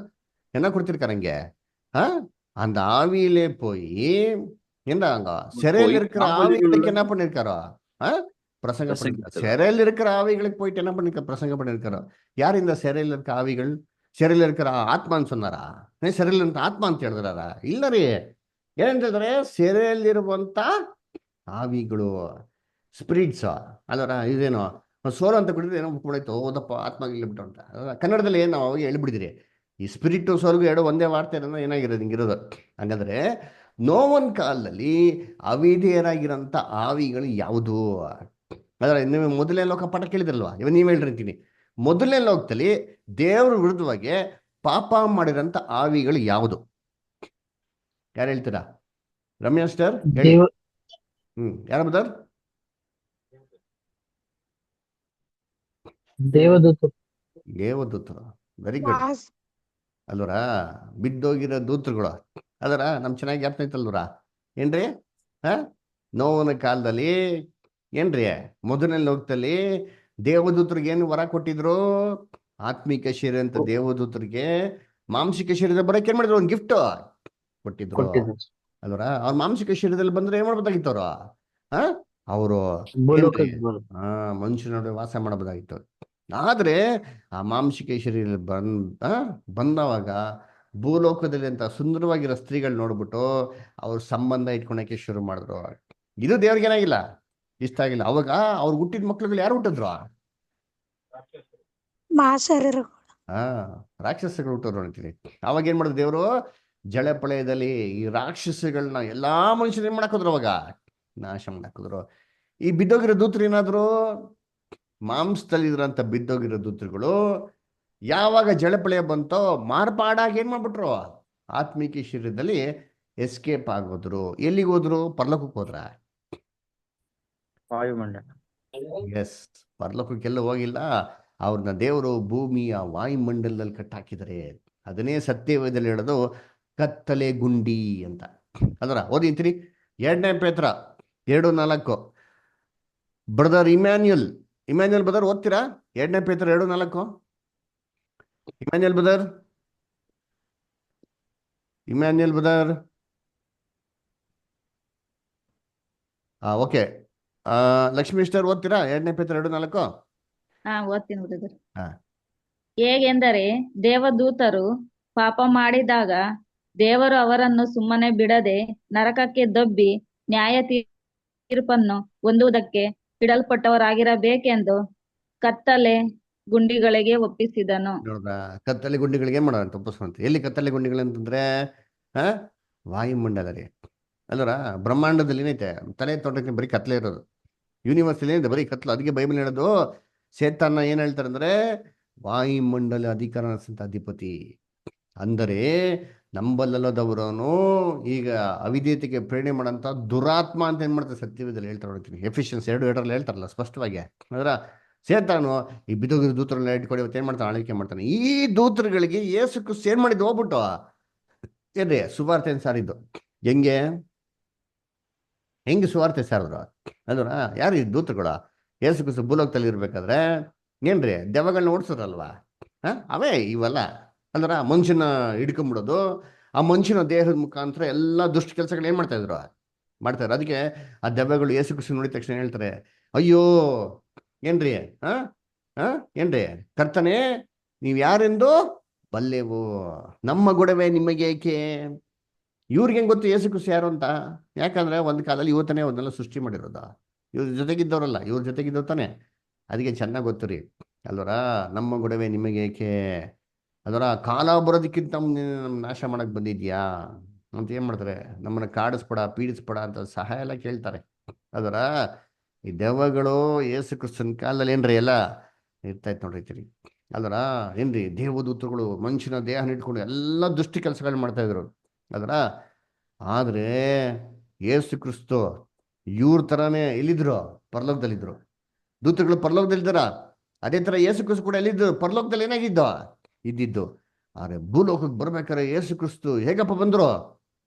ಏನ್ರಿ ಮನುಷ್ಯನ ರೂಪ ತಗೊಂಡು, ಏನ್ರಿ ದಾಸನ ರೂಪ ತಗೊಂಡು, ಏನ್ರಿ ಮರಣನ ಕೂಡ ಏನ್ ಮಾಡಿದ್ರು ಅಂತ ಅನುಭವಿಸಿದ್ರು ಅಂತೀನಿ. ಯೇಸು ಕ್ರಿಸ್ತು ಭೂಲೋಕದಲ್ಲಿ ಬರ್ಬೇಕಾದ್ರೆ ಮನುಷ್ಯನ ತರ ಬಾಳಿ ಮನುಷ್ಯನ ಇರ್ಬೇಕಾದ್ರೆ ಈ ದೇವದೂತರುಗಳ ತರ ಏನ್ರಿ ಯಾವುದೇ ರೀತಿ ಕೆಟ್ಟದ ಆಸೆಗಳಿಗೆ ಏನ್ ಮಾಡಲಿಲ್ಲ, ಮನ್ಸು ಪಡ್ಲ ರೀ. ಎಲ್ಲವನ್ನು ತ್ಯಾಗ ಮಾಡಿ ದೇವ್ರಿಗೋಸ್ಕರ ತಗ್ಗಿಸ್ಕೊಂಡಾಗ ಚೆನ್ನಾಗಿದ್ರು ಅಂತೀನಿ, ಸಿದ್ಧವಾಗಿದ್ರು ಅಂತೀನಿ ಅಲ್ವರ. ಏನ್ರಿ ಶಿಲ್ವೆ ಮೇಲೆ ಅಷ್ಟು ಜನ ಗೇಲಿ ಮಾಡೋ ಸರಿ, ಅಷ್ಟು ಜನ ಅವಮಾನ ಮಾಡೋ ಸರಿ, ಯೇಸು ಕ್ರಿಸ್ತು ಅದಕ್ಕೆ ಏನ್ ಮಾಡಲಿಲ್ಲ, ಯಾವುದಕ್ಕೂ ಅಕ್ಸೆಪ್ಟೇ ಮಾಡಲ್ಲ ರೀ, ತಲೆ ಕೆಡ್ಸ್ಕೊಳಕ್ ಹೋಗಿಲ್ಲ ರೀ ಅಲ್ವರ. ಅದಕ್ಕೆ ನೋಡ್ಬೇಕಾದ್ರೆ ಕರ್ತನಲ್ಲಿ ಪ್ರೀತಿ ಅಂತ ಸೋರಸಗಳೇ ಕ್ರಿಸ್ತನ್ ಏನ್ ಮಾಡ್ತಾರೆ? ಸಂಪೂರ್ಣವಾಗಿ ದೇವ್ರಿಗೆ ಒಪ್ಪಿಸ್ಕೊಟ್ಟು ಏನ್ ಮಾಡ್ತಾರೆ ಅಂತ ಪ್ರಾಣ ಏನ್ ಮಾಡ್ತಾರೆ ಬಿಡ್ತಾರೆ. ಇದೆಲ್ಲ ಯಾರು ನೋಡ್ತಾವ್ರೆ? ಪರಲೋಕದಲ್ಲಿ ದೇವದೂತರುಗಳೆಲ್ಲ ನೋಡ್ತಾವ್ರಿ ಅಲ್ವರ. ನೋಡ್ತಾ ಇದಾರೆ ಏನಪ್ಪಾ, ನಮ್ ತರನೇ ಇವರು ಮಾಂಸದಲ್ಲಿ ಬಂದ್ರು, ನಾವು ಅವರ ಮಾಂಸದಲ್ಲಿ ಬರ್ಬೇಕ್ರಿ ಎಲ್ಲಾ ದುಷ್ಟ ಕೆಲಸಗಳಿಗೆ ಕೈ ಹಾಕ್ಬಿಟ್ರಿ. ಇವ್ರು ಅದು ದೇವ್ರ ಕುಮಾರ, ಸ್ವತಃ ಅವರೇ ಬಂದು ಇಷ್ಟೆಲ್ಲ ಅನುಭವಿಸ್ತಾ ಇದ್ರು ಸರಿ, ಇಷ್ಟೆಲ್ಲ ಮನುಷ್ಯರು ಹಿಂಸೆ ಕೊಟ್ಟರು ಸರಿ, ಒಂದೇ ಒಬ್ಬರಿಗೆ ಕೆಟ್ಟದ್ದು ಬಯಸಿಲ್ಲ, ಕೆಟ್ಟದ್ದು ಮಾಡಲಿಲ್ಲ, ಕೆಟ್ಟದ್ದು ಅವ್ರ ಬಾಯಿನಲ್ಲಿ ಯಾವತ್ತೂ ಕಾಣಲೇ ಇಲ್ಲ ಅಂತ ಹೇಳ್ತಾರೆ. ಇದೆಲ್ಲ ನೋಡ್ಬೇಕು ದೇವತೆಗೆ ಹೆಂಗಿದೆ, ದೊಡ್ಡ ಗ್ರ್ಯಾಂಡ್ ಎಕ್ಸಾಂಪಲ್. ಅದು ಮಾತ್ರ ಅಲ್ಲ, ಯೇಸು ಕ್ರಿಸ್ತು ದೇವರಿಗೆ ನಂಬಿಕಸ್ಥನಾಗಿರೋದ್ರಿಂದ ಅವ್ರನ್ನ ಸತ್ತರೊಳಗಿನ ಪುನರುತ್ಥಾನ ಮಾಡಿ ದೊಡ್ಡ ಸ್ಥಾನಕ್ಕೆ ದೇವರು ಏರಿಸ್ಬಿಟ್ಟಿರೋದು ದೇವತೆಗೆ ಹೆಂಗಿದೆ ಒಂದು ಪಾಠ. ಓಹೋ, ನಾವು ಕೂಡ ನಾವು ತಪ್ಪುಗಳನ್ನ ಬಿಟ್ಬಿಟ್ಟು ದೇವ್ರ ಕಡೆ ತಿರುಗಿದ್ರೆ ದೇವ್ರು ನಮ್ಮನ್ನು ಕೂಡ ಏನ್ ಮಾಡ್ತಾರೆ? ಕ್ಷಮಿಸ್ತಾರೆ ಅಂತ ಅಂದ್ಬಿಟ್ಟು ಒಂದು ಭರವಸೆ ಅದರ. ಅದಕ್ಕೆ ನೋಡ್ರಿ ಏನ್ರಿ ದೇವದೂತರಿಗೆ ನೋಟವಾಗಿದೆ ಅಂತ ನಾವು ಎಲ್ಲಿ 1 ಕೊರಿಂಥ 4:9. ರಮೇಶ್ ಸರ್ ಓದ್ತೀರಾ? 1 ಕೊರಿಂಥ 4:9. ರಮ್ಯಾ ಸಿಸ್ಟರ್ 1 Corinthians 4:9 ಓದ್ತೀರಾ? ಓದ್ತೀನಿ. ನೋಡಿ.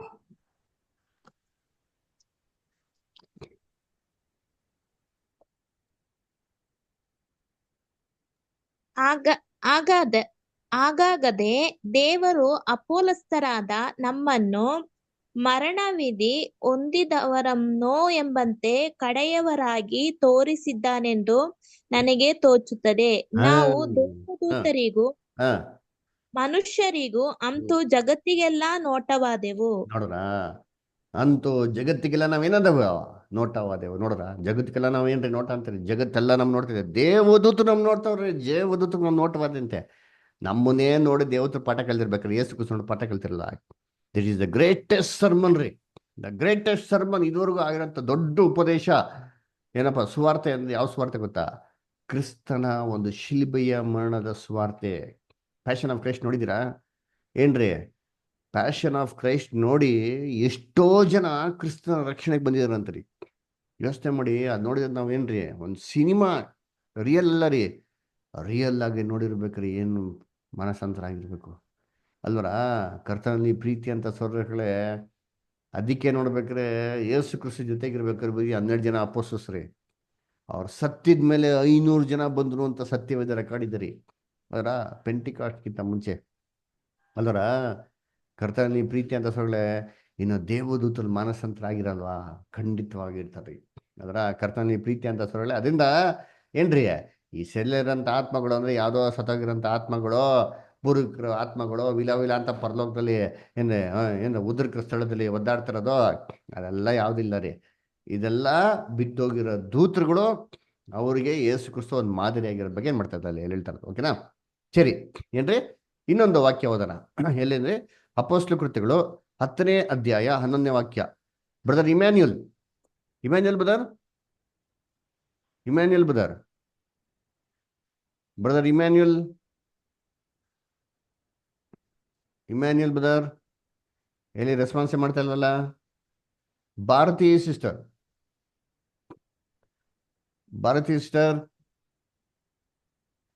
ಸರಿ. ಸೈಮನ್ ಬ್ರದರ್ ಓದ್ತೀರಾ ವಾಕ್ಯನ? ಅಪೊಸ್ತಲ ಕೃತ್ಯಗಳು 10:11. Simeon Solasikar brother, Simeon Solasikar brother.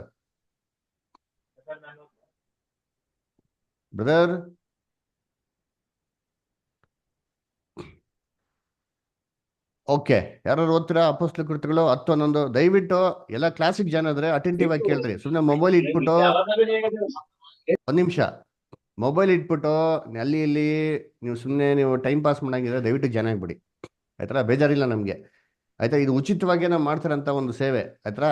ಯಾರು ಇಂಟ್ರೆಸ್ಟ್ ಇದ್ರೆ ಬೈಬಲ್ ಕೇಳೋದಕ್ಕೆ ಇಂಟ್ರೆಸ್ಟ್ ಇದ್ರೆ ಜಾಯ್ನ್ ಆಗ್ಬೋದು. ಇಂಟ್ರೆಸ್ಟ್ ಇಲ್ವಾ, ನಮ್ಗೆ ಕೇಳಕ್ಕೆ ಇಂಟ್ರೆಸ್ಟ್ ಇಲ್ಲ, ಸುಮ್ಮನೆ ಅಬ್ಸರ್ವ್ ಮಾಡಕ್ಕೆ ಬರ್ತಿದ್ರೆ ದಯವಿಟ್ಟು ಬರೋದು ನೀವು ವ್ಯರ್ಥ.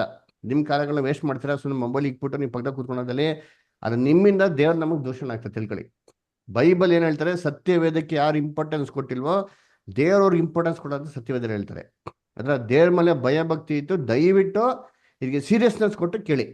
ಅರ್ಥದ? ನಾವೆಲ್ಲಿ ನಿಮಗೆ ತಮಾಷೆ ಹೇಳ್ಕೊಡ್ತಾ ಇಲ್ಲ, ಜೋಕ್ಸ್ ಹೇಳ್ಕೊಡ್ತಾ ಇಲ್ಲ, ಏನೋ ಗಲಿಬಿಲಿ ಅಂತ ಸಾಂಗ್ಸ್ಗಳೆಲ್ಲ ಹೇಳ್ಕೊಡ್ತಾ ಇಲ್ಲ. ಅಲ್ವರ? ಹೇಳ್ಕೊಡ್ತಾ ಸತ್ಯವೇದ ವಾಕ್ಯ ಒಂದೊಂದು ನಾವು ಹೇಳೋಂಥದ್ದು ಸತ್ಯವೇದ ವಾಕ್ಯ ಇದೆ, ಪ್ರೂಫ್ ಇದೆ. ತೆಗೆದ್ಬಿಟ್ಟು ದಯವಿಟ್ಟು ಓದ್ಬೇಕು ಎಲ್ಲರೂ ಆಯ್ತಾ? ಎಲ್ಲರೂ ಕೂತ್ಕೊಂಡು ಬೈಬಲ್ ತೆಗಿಬೇಕು, ಎಲ್ಲರೂ ಬೈಬಲ್ ತೆಗೆದು ಓದ್ಬೇಕು ಕಂಪಲ್ಸರಿ ಆಯ್ತಾ? ದಯವಿಟ್ಟು ಬೈಬಲ್ ತೆಗೆದು ಓದ್ರಿ. ಅಪೊಸ್ತಲ ಕೃತ್ಯಗಳು 10ನೇ ಅಧ್ಯಾಯ 11ನೇ ವಾಕ್ಯ. ಅವನು ಪರವಶನಾಗಿ ಆಕಾಶವು ತೆರೆದಿರುವುದನ್ನು 4 ಮೂಲೆಗಳನ್ನು ಹಿಡಿದು ದೊಡ್ಡ ಜೋಳಿಗೆಯಂತಿರುವ ಏನೋ ಒಂದು ವಸ್ತು ಭೂಮಿಯ ಮೇಲೆ ಇಳಿಯುವುದನ್ನು ಕಂಡನು. ಆಮೇಲೆ ಅದರೊಳಗೆ ಸಕಲ ವಿಧವಾದ ಪಶುಗಳು, ನೆಲದ ಮೇಲೆ ಹರಿದಾಡುವ ಕ್ರಿಮಿಕೀಟಗಳು, ಅಂತರಿಕ್ಷದಲ್ಲಿ ಹಾರಾಡುವ ಹಕ್ಕಿಗಳು ಇದ್ದವು. ನೋಡ್ರ, ಅಲ್ಲಿ ಏನಪ್ಪ ನೋಡ್ತೀರಿ ಅಂತಂದ್ರೆ ಏನ್ರಿ? ಕರ್ತನಲ್ಲಿ ಪ್ರೀತಿ ಅಂತ ಸೌರಗಳೇ ಒಂದು ಜೋಳಿಗೆ ಇಳಿದ್ ಬರೋದು ನೋಡ್ತೀರಂತೆ. ಆ ಜೋಳಿಗೆಯಲ್ಲಿ ಏನಪ್ಪ ಇತ್ತು ಅಂತಂದ್ರೆ ಎಲ್ಲ ಅಶುದ್ಧವಾಗಿರೋಂಥ ಒಂದು ಏನ್ರಿ ಪ್ರಾಣಿಗಳಿತ್ತು ಅಂತ ಹೇಳ್ತಾರೆ. ಪೇತ್ರನ್ ಹೇಳ್ತಾರೆ ಎಲ್ಲ ಎದ್ಬಿಟ್ಟು ಕಡಿದ್ಬಿಟ್ಟು ತಿನ್ನು ಅಂತ. ಅದಕ್ಕೆ ಎಷ್ಟೋ ಜನ ಹೇಳ್ತಾರೆ, ಬ್ರದರ್ ನೋಡಿ ಆತ್ಮ ಐತೆ, ಪರಲೋಕದಿಂದ ಒಂದು ಏನು ಪರಲೋಕದಿಂದನೇ ಪ್ರಾಣಿ ಬಂದ್ಬಿಡ್ತು, ಆತ್ಮಗಳೆಲ್ಲ ಐತೆ ಅಂತ ಏನ್ ಮಾಡ್ತಾರೆ ಹೇಳ್ತಾರೆ. ಅದ್ರ ಮತ್ತೇನೆ ಇದು ಅರ್ಥ ಅಲ್ಲೇ ಕೊಟ್ಟಿದ್ದು ನೋಡಿ. 17ನೇ ವಾಕ್ಯ ಹೋದ್ರಿ ಯಾರಾದ್ರ? 17ನೇ ವಾಕ್ಯ ಅಪೊಸ್ತಲ ಕೃತ್ಯಗಳು 10:17. ಪೇತ್ರನು ತನಗಾದ ದರ್ಶನವು ಏನಾಗಿರಬಹುದೆಂದು ತನ್ನಲ್ಲಿ ಕಳವಳ ಪಡುತ್ತಿರುವಾಗಲೇ ಕೊರ್ನೇಲನು ಕಳುಹಿಸಿದ್ದ ಆ ಮನುಷ್ಯರು ಸೀಮೋನನ ಆಗ್ಬಿಡಿ ತನಗೆ ಕಂಡಂತ ದರ್ಶನವನ್ನು ಏನೆಂದು ಏನಂತಾರೆ ಅವ್ರು ಚಿಂತೆ ಮಾಡ್ತಾ ಇರ್ಬೇಕಾರೆ ಹಂಗ ದೇವ್ರು ನೋಡಿಸಿರೋದು ಏನ್ರಿ ಒಂದು ದರ್ಶನ. ಇದು ಕೂಡ ನೇರವಾಗಿರೋದು ಅಲ್ವೇ ಅಲ್ಲ. ಓಕೆನಾ? ಸರಿ, ಕೊನೆಯದಾಗ ಒಂದು ವಾಕ್ಯ ಇದೆ, ಅದನ್ನು ಓದ್ಬಿಡೋಣ. ಯಾವ್ದಪ್ಪ ಅದು ಅಂತಂದ್ರೆ ಮತ್ತೇಯ ಬರೆದ ಸುವಾರ್ತೆ 27ನೇ ಅಧ್ಯಾಯ 52 ಮತ್ತೆ 53. ದಯವಿಟ್ಟು ಓದ್ರಿ. ಇಲ್ಲಿ ನಮ್ಮ ಪ್ರಜ್ವಲ್ ಬ್ರದರ್ ಓದ್ತೀರಾ? Matthew 27 chapter verse 52 and 53. Okay brother. ಭೂಮಿಯು ಅದರಿತು, ಬಂಡೆಗಳು ಸೀಳಿ ಹೋದವು, ಸಮಾಧಿಗಳು ತೆರೆದವು, ನಿದ್ದೆ ಹೋಗಿದ್ದ ಅನೇಕ ಭಕ್ತರ ದೇಹಗಳು ಎದ್ದವು. ಮತ್ತು ಆತನು ಎದ್ದ ಮೇಲೆ ಸಮಾಧಿಗಳೊಳಗಿಂದ ಹೊರಗೆ ಬಂದು ಪರಿಶುದ್ಧ ಪಟ್ಟಣದೊಳಕ್ಕೆ ಹೋಗಿ ಅನೇಕರಿಗೆ ಕಾಣಿಸಿಕೊಂಡರು. ನೋಡ್ರ, ಅದಕ್ಕೆ ಏನ್ರಿ ಯೇಸು ಕ್ರಿಸ್ತು ಪುನರುತ್ಥಾನ ಆಗಿದ್ಮೇಲೆ ಏನ್ರಿ ಸಮಾಧಿಗಳೇನಂತಲ್ಲಿ ಅಲ್ಲಿ ಭೂಮಿಗಳು ಅದರಿತು, ಬಂಡೆಗಳು ಸೀಳಿದವು, ಸಮಾಧಿಗಳು ತೆರೆದವು, ನಿದ್ರೆ ಹೋಗಿರೋಂಥ ಅನೇಕ ಭಕ್ತರುಗಳ ದೇಹ ನಿಂತಂತೆ ಎದ್ದವು. ಅದಕ್ಕೆ ಬ್ರದರ್ ಯೇಸು ಕ್ರಿಸ್ತು ಸತಿ ತಕ್ಷಣ ಎಲ್ಲ ಎದ್ದು ಬಂದ್ಬಿಟ್ರು ಬ್ರದರ್, ಎಲ್ಲ ಎದ್ದು ಬಂದು ಸೀರೆ ಎಲ್ಗೋಗ್ಬಿಟ್ರು, ಪರಿಶುದ್ಧ ಪಟ್ಟಕ್ಕೆ ಪರಲೋಕಕ್ಕೆ ಹೋಗ್ಬಿಟ್ರು ಅಂತ ಏನ್ ಮಾಡ್ತಾರೆ ಹೇಳ್ಬಿಡ್ತಾರೆ ಅಲ್ವರ. ಆದ್ರೆ ಸ್ವಲ್ಪ ನಾವು ನಿಧಾನವಾಗಿ ಮಾಡೋಕೆ ವಾಕ್ಯನ ಓದ್ಬೇಕ್ರಿ ಅಲ್ವರ. ಬ್ರದರ್ ಇಮ್ಯಾನ್ಯುಲ್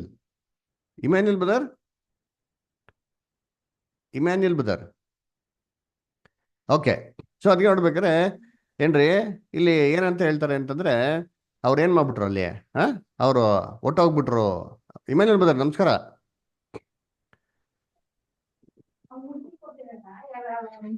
ಬ್ರದರ್ ಇಮ್ಯಾನ್ಯುಲ್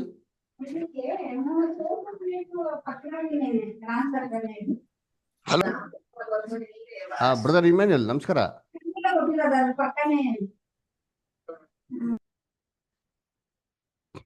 ಅಲ್ವರ. ಸರಿ, ಇದು ನೋಡೋಣ ಇವಾಗ. ಏನಂತಂದ್ರೆ ಪರಲೋಕಕ್ಕೆ ಹೋಗ್ಬಿಟ್ರು ಅಂತ ಹೇಳ್ತಾರೆ. ಸ್ವಲ್ಪ ನಾವೇನ್ ಮಾಡ್ಬೇಕು, ವಾಕ್ಯಗಳನ್ನ ನಿಧಾನವಾಗಿ ಓದ್ಬೇಕು ಅದರ.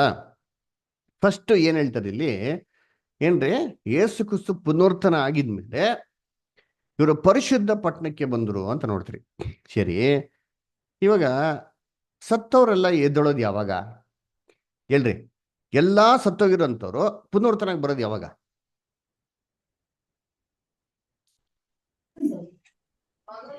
ಯೇಸು ಸ್ವಾಮಿ ಭೂಲೋಕಕ್ಕೆ ಬಂದ್ಮೇಲೆ ಬ್ರದರ್. ಕ್ರಿಸ್ತನ ಬರುವಿಕೆ, ಎರಡನೇ ಬರುವಿಕೆ.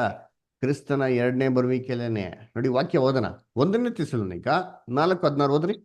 1 ಥೆಸಲೋನಿಕ 4:16 ಓದ್ರಿ. 1 ಥೆಸಲೋನಿಕ 4:16 ಓದ್ರಿ. ಯಾರು ಬೈಬಲ್ ತೆಗಿತಾರೆ ಜಲ್ದಿ ಓದ್ಬೇಕು. ಕರ್ತನು ಆಜ್ಞಾಘೋಷದೊಡನೆಯೂ ಪ್ರಧಾನ ದೂತನ ಶಬ್ದದೊಡನೆಯೂ ದೇವರ ತುತ್ತೂರಿ ಧ್ವನಿಯೊಡನೆಯೂ ಆಕಾಶದಿಂದ ಇಳಿದು ಬರುವನು. ಆಗ ಕ್ರಿಸ್ತನಲ್ಲಿರುವ ಸತ್ತವರು ಮೊದಲು ಎದ್ದು ಬರುವರು. ಆಗ ಕ್ರಿಸ್ತನಲ್ಲಿರೋರು ಮೊದಲು, ಆಗ ಕ್ರಿಸ್ತನಲ್ಲಿರುವ ಸತ್ತವರು ಮೊದಲು ಏನ್ ಮಾಡ್ತಾರೆ? ಎದ್ದು ಬರ್ತಾರೆ. ಅಲ್ಲಿವರೆಗೆ ಯಾರು ಎದ್ದು ಬರ್ಲಾರಿ? ಅಂಡರ್ಲೈನ್ ಮಾಡ್ಕೊಳ್ರಿ. ಯಾರು ಏನ್ ಬೇಕಾದ್ರೆ ಹೇಳ್ಬಾರ್ದು. ಸತ್ಯವೇದ ಹಂಗೆ ಹೇಳೋದೇ ಇಲ್ಲ ರೀ. ಸತ್ಯವೇದ ಹೇಳ್ತಾರೆ ಕ್ರಿಸ್ತನು ತಾನೇ ಬರಬೇಕಾದ್ರೆ ಎರಡನೇ ಬರುವಿಕೆಯಲ್ಲಿ ಬರಬೇಕಾದ್ರೆ ಮಾತ್ರ ಎಲ್ಲರೂ ಫಸ್ಟ್ ಎದ್ದು ಬರ್ಲಾರಿ. ಫಸ್ಟ್ ಕ್ರಿಸ್ತನ ಸತ್ಯಗಿರೋರು ಮಾತ್ರ ಫಸ್ಟ್ ಏನಾಗದ್ರಿ ಹೇಳ್ಬೋದು. ಹಂಗಿರ್ಬೇಕ್ರೆ ಇದ್ಯಾರು ಇವರು ಕ್ರಿಸ್ತನ್ ಏನ್ರಿ ಎರಡನೇ ಬರುವಿಕೆಗೆ ಬರೋದಕ್ಕಿಂತ ಮುಂಚೆ ಎದ್ದು ಬಂದ್ಬಿಟ್ರಲ್ಲ, ಅದು ಯಾವಾಗ ಅಂತ ಹೇಳ್ತಾರೆ? ಯೇಸು ಕ್ರಿಸ್ತು ಪುನರುತ್ಥಾನ ಆಗಿದ್ಮೇಲೆ ಅಂತ ಹೇಳ್ತಾರೆ. ಏನ್ರಿ ಯಾರು ಇವರು? ಆಮೇಲೆ ಹೇಳ್ತಾರಲ್ಲಿ ಇವರು ಸಮಾಧಿಗಳಿಂದ ಹೊರಗಡೆ ಬಂದರು ಅಂತ ಹೇಳ್ತಾರೆ ಅದರ. ಸರಿ, ಇವಾಗ ನೀವ್ ಹೇಳ್ರಿ, ಯೇಸು ಕ್ರಿಸ್ತನ ಕಾಲದಲ್ಲಿ ಸಮಾಧಿ ಅಂದ್ರೆ ಹೇಗಿತ್ತು? ಇವಾಗ ನಮ್ಮ ಕಾಲದಲ್ಲಿ ಇತ್ತಲ್ಲ ಸಮಾಧಿ, ಸಿಮೆಂಟ್ರಿ ನೋಡಿದಿರಾ? ಕ್ರಿಶ್ಚಿಯನ್ ಸಿಮೆಂಟ್ರಿ ಆ ತರ ಇತ್ತಾ ಅಥವಾ ಯೇಸು ಕ್ರಿಸ್ತನ ಕಾಲದಲ್ಲಿ ಹೇಗಿತ್ತು? ಗುಹೆಗಳ ತರ ಇತ್ತು ಬ್ರದರ್. ಅಲ್ವರ, ಬಂಡೆ ಇತ್ತು, ಬಂಡೆಗಳಲ್ಲಿ ಕೆತ್ತು ಬಿಡೋ ನೋಡಿ ಇಂತರ ಏನ್ರಿ, ಒಂದು ಗುಹೆ ಕೆತ್ತದಂಗೆ ಆ ತರ ಇತ್ತದ್ದು ಅಲ್ಲರ. ಇದು ಸಮಾಧಿ. ಅದಕ್ಕೆ ಹೇಳ್ತಾರೆ ತಮಿಳ್ ಚೆನ್ನಾಗಿ ಬರ್ತಾರೆ ವಾರ್ತೆ, ಕಲ್ಲರೈ ಅಂತ ಹೇಳ್ತಾರೆ. ಕಲ್ಲರೈ ಅಂದ್ರೆ ಏನು? ಕಲ್ಲಿನಾಲೆ ಅರಿಕಪಟ್ಟ ಎಡಂ ಅದ್ದ ಕಲ್ಲರೈ ಅಲ್ವರ. ಇವತ್ತಿರೋದೆಲ್ಲ ಕಲ್ಲರೆ ಅಲ್ಲ, ಮಣ್ಣರೆ. ಮಣ್ಣಲ್ಲಿ ಕೆತ್ತಬಿಟ್ಟವ್ರೆ ಅದರ. ಮಣ್ಣ ಕೆತ್ಬಿಟ್ಟು ಊತ್ ಬಿಡ್ತಾರೆ. ಕಲ್ಲರೆಗಳೇನ್ರಿ ಇವತ್ತು ಯಾವ್ದು ಇಲ್ಲ ರೀ ಅದರ. ಅದು ಏನ್ರಿ ಬೈಬಲ್ ಪ್ರಕಾರ ಇರೋಂಥ ಸಮಾಧಿ. ಯೇಸು ಕ್ರಿಸ್ತ ಸತ್ಮೇಲೆ ಕೂಡ ಏನ್ ಮೇಲೆ ಇಟ್ಟಿದ್ದವ್ರ? ಅಲ್ಲೇ ತಾನೇ ಏನ್ ಮಾಡಿದ್ದ ಇಟ್ಟಿದ್ದು ಅದರ ಏನ್ರಿ ಈ ತರ ಕಲ್ಲಿಂದ ಎಂತ ಅರಿಯಲ್ಪಟ್ಟಂತ ಸ್ಥಳದಲ್ಲೇ ಮಾಡಿದ್ದ ಅದನ್ನ ಅದರ ಇಟ್ಟಿದ್ದು. ನೋಡಿ ವಾಕ್ಯ ಓದನ, Matthew 27 chapter 59 and 60. Matthew 27, 59 and 60 ಓದ್ರಿ. ಯೋಸೇಫನು ಆ ದೇಹವನ್ನು ತೆಗೆದುಕೊಂಡು ಅದನ್ನು ಶುದ್ಧವಾದ ನಾರುಮಡಿಯಲ್ಲಿ ಸುತ್ತಿ ಬಂಡೆಯಲ್ಲಿ ತೋಡಿದ್ದ ತನ್ನ ಹೊಸ ಸಮಾಧಿಯಲ್ಲಿ ಇಟ್ಟು ಸಮಾಧಿಯ ಬಾಗಿಲಿಗೆ ದೊಡ್ಡ ಕಲ್ಲನ್ನು ಉರುಳಿಸಿ ಹೋದನು. ನೋಡ್ರ, ಬಂಡೆಯಲ್ಲಿ ತೋಡಿಸಿದಂತ ಹೊಸ ಸಮಾಧಿ. ಬಂಡೆಯಲ್ಲಿ ತೋಡ್ತಾ ಇರ್ರಿ ಸಮಾಧಿ ಕಲ್ಲಲ್ಲಿ ಅಲ್ವರ. ಸರಿ, ಇದು ಇವಾಗ ಇರ್ಲಿ. ಯೇಸು ಕ್ರಿಸ್ತು ಸತ್ತಿದ್ ಯಾವ ಬೆಟ್ಟದ ಮೇಲೆ? ಯಾವ ಬೆಟ್ಟದ ಮೇಲೆ? ಯಾವ ಬೆಟ್ಟ ಬದ? ಅಲ್ವರ. ಗೋಲ್ಗೋತ ಅಂದ್ರೆ ಪದದ ಅರ್ಥ ಏನು? ಗೋಲ್ಗತ ಅಂದ್ರೆ ಇದು ಸಮಾಧಿ ಬ್ರದರ್. ಕರೆಕ್ಟ್. ಸತ್ಯವೇದ್ರ ಪ್ರಕಾರ ಹೇಳಿ. ಕಪಾಳ ಸ್ಥಳ. ಏನ್ ಕಪಾಳ ಸ್ಥಳ ಅಂದ್ರೆ? ವಾಕ್ಯದಲ್ಲಿ ಓದಿ ಅಂತೀನಿ ನೋಡೋಣ. ಬುರುಡೆ ತರ ಇದೆ ಅಂತ. ಹಾ, ವೆರಿ ಗುಡ್. ಮ್ಯಾಥ್ಯೂ 27:33 ಓದ್ರಿ. ಇಂಗ್ಲಿಷಲ್ಲಿ ಕೂಡ ಓದೋಣ, ಕನ್ನಡದಲ್ಲಿ ಕೂಡ ಓದೋಣ. ಓದಿ ದಯವಿಟ್ಟು.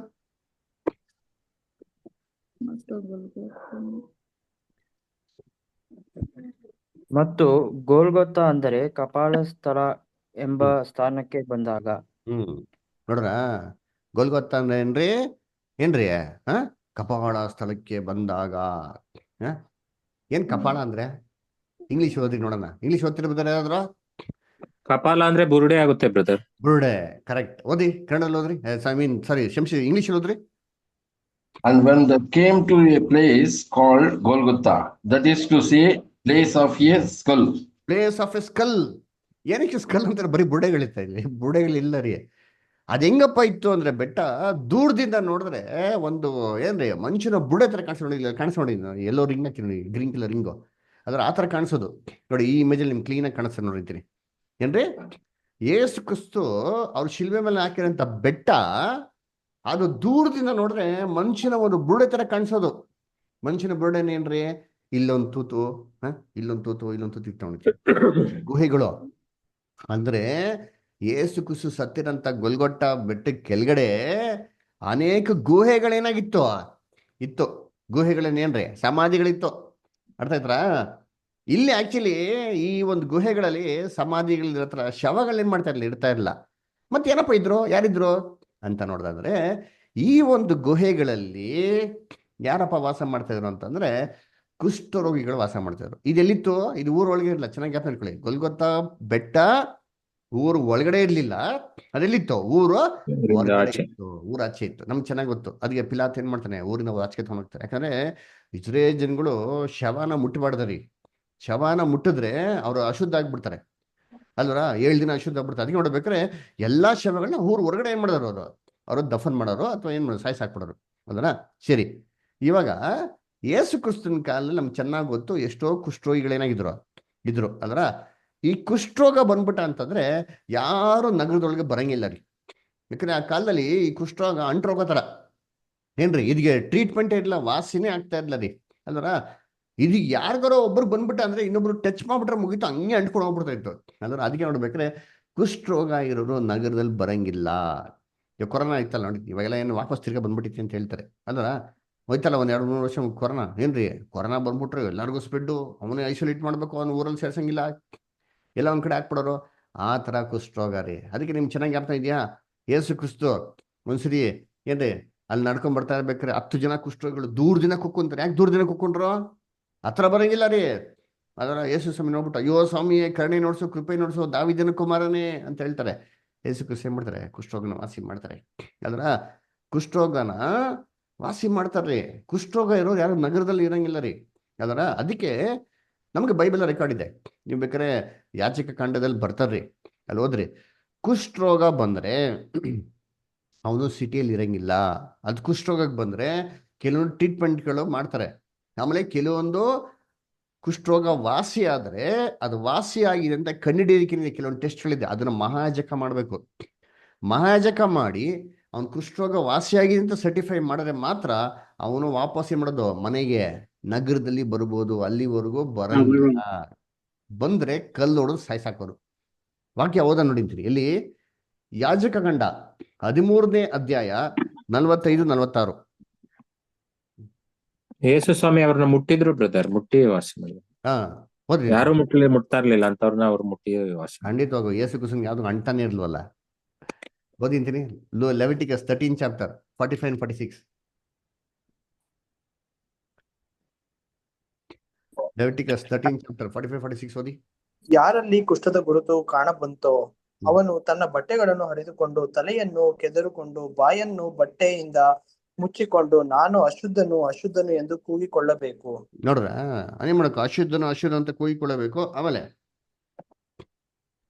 ಮುಗಿತಾ? 45-46. ಆ ರೋಗದ ಗುರುತುಗಳು ಅವನಲ್ಲಿ ಇರುವ ದಿನಗಳೆಲ್ಲ ಅವನು ಅಶುದ್ಧನಾಗಿರುವನು. ಅವನು ಅಶುದ್ಧನಾದದ್ದರಿಂದ ಪ್ರತ್ಯೇಕವಾಗಿಯೇ ವಾಸವಾಗಿರಬೇಕು. ನೋಡ್ರ ಅವ್ನು ಪ್ರತ್ಯೇಕ ವಾಸ ಮಾಡಿರ್ಬೇಕ್ರಿ, ಅವ್ನು ಬರಂಗೇ ಇಲ್ಲ ಅಲ್ರ. ಅದಕ್ಕೆ ನೋಡ್ಬೇಕ್ರೆ ಉಸಿಯ ರಾಜ ಕೂಡ ಅಲ್ಲೇ ಇರ್ತಾರೆ. ನಾಮಾನ್ ಬಗ್ಗೆ ಕತೆ ಕೇಳಿದ್ರಲ್ಲ, ನಾಮಾನ್ಗೆ ಕುಷ್ಠರೋಗ ಇರ್ತಾರೆ. ಅವಾಗ ಏನ್ ಮಾಡ್ತಾರೆ? ಇಸ್ರೇಲ್ ಬರ್ತಾರೆ, ಎಲೀಶಾ ಏನ್ ಮಾಡ್ತಾರೆ? 7 ಸತಿ ಮುಳುಗು ಅಂತ ಹೇಳ್ತಾರಲ್ವ. ಸೊ ಇದೆಲ್ಲ ಏನಪ್ಪ ರೆಫರೆನ್ಸ್ ಅಂತಂದ್ರೆ, ಕುಷ್ಠರೋಗ ಬಂದ್ರೆ ಸಿಟಿಗೆ ಏನ್ ಮಾಡಂಗಿಲ್ಲ, ಬರಂಗಿಲ್ಲ ಅವರ.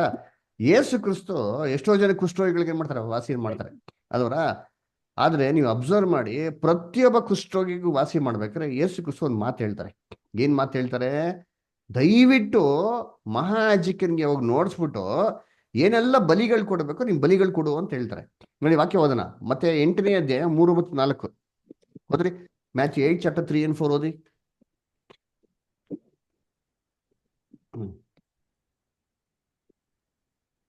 ಆತನು ಕೈ ನೀಡಿ ಅವನನ್ನು ಮುಟ್ಟಿ ನನಗೆ ಮನಸ್ಸುಂಟು ಶುದ್ಧವಾಗುವಂದನು. ಕೂಡಲೇ ಅವನ ಕುಷ್ಠವು ವಾಸಿಯಾಯಿತು. ಆಗ ಯೇಸು ಅವನಿಗೆ, ಯಾರಿಗೂ ಹೇಳಬೇಡ ನೋಡು, ಆದರೆ ಹೋಗಿ ಯಾಜಕನಿಗೆ ನಿನ್ನ ಮೈ ತೋರಿಸಿ ಮೋಶೆ ನೇಮಿಸಿದ ಕಾಣಿಕೆಯನ್ನು ಕೊಡು, ಅದು ಜನರಿಗೆ ಸಾಕ್ಷಿಯಾಗಲಿ ಎಂದು ಹೇಳಿದನು. ನೋಡ್ರಿ ಹೇಳ್ತಾರೆ, ಯಾರಿಗೂ ಹೇಳ್ಬೇಡ ಅಂತ ಯಾಕೆ ಹೇಳ್ತಾರೆ? ನೀನ್ ಹೋಗಿ ಹೇಳಿದ್ರೆ ಯಾರು ನಂಬಲ್ಲಪ್ಪ, ಹೊಡೆದ್ ಬಿಡ್ತಾರೆ, ಸತ್ತೋಗಿ ತಗೋಬಿಡ್ತೀಯ. ಅದಕ್ಕೂ ಫಸ್ಟ್ ಹೋಗಿ ಏನ್ ಮಾಡಿ ನೀನು ಯಾಜಕನಿಗೆ ನೋಡ್ಸಿ ಮೋಸೆಯ ಧರ್ಮಶಾಸ್ತ್ರದ ಪ್ರಕಾರ ಏನ್ ನೇಮಿಸಿದ ಕಾಣಿಕೆ ಏನ್ ಮಾಡಿ ನೀನು ಕೊಡೋದು ಐತಲ್ಲ. ಯಾಜಕ ಕಂಡ 16 ಓದ್ರಲ್ಲ, ಇವಾಗ ರೂಲ್ಸ್ ಇದೆ, ಅದನ್ನ ದಯವಿಟ್ಟು ನೀವ್ ಮಾಡಿ ನೀನು ಫಾಲೋ ಮಾಡು ಅಂತ ಹೇಳ್ತಾರೆ. ಯಾಕಂದ್ರೆ ಯಾಜಕ ಸರ್ಟಿಫೈ ಮಾಡ್ಬೇಕು, ಮನೆಗೆ ಹೋಗ್ಬೇಕೋ ಇಲ್ವೋ ಅಂತಂದ್ಬಿಟ್ಟು ಅಲ್ಲರ. ಇದು ಜನರುಗಳಿಗೆ ಏನಾಗಿರ್ತಾರೆ? ಸಾಕ್ಷಿಯಾಗಿರ್ತಾರೆ ಅಂತ ಹೇಳ್ತಾರೆ ಅಲ್ಲರ. ಸರಿ, ಇವಾಗ ನೀವೇ ಹೇಳ್ರಿ, ಯಾಜಕ ಮಹಾಯಾಜಕ ಎಲ್ಲಿರ್ತಾನೆ ಇಸ್ರೇಲ್ ಅಲ್ಲಿ? ಊರೊಳಗೆ ಎಲ್ಲಿರ್ತಾನೆ? ಕರೆಕ್ಟ್, ಊರೊಳಗೆ ಎಲ್ಲಿರ್ತಾರೆ? ಎಲ್ಲಿ ಬದರ್? ಕರೆಕ್ಟ್, ಜೋರ ಕೇಳ್ರಿ.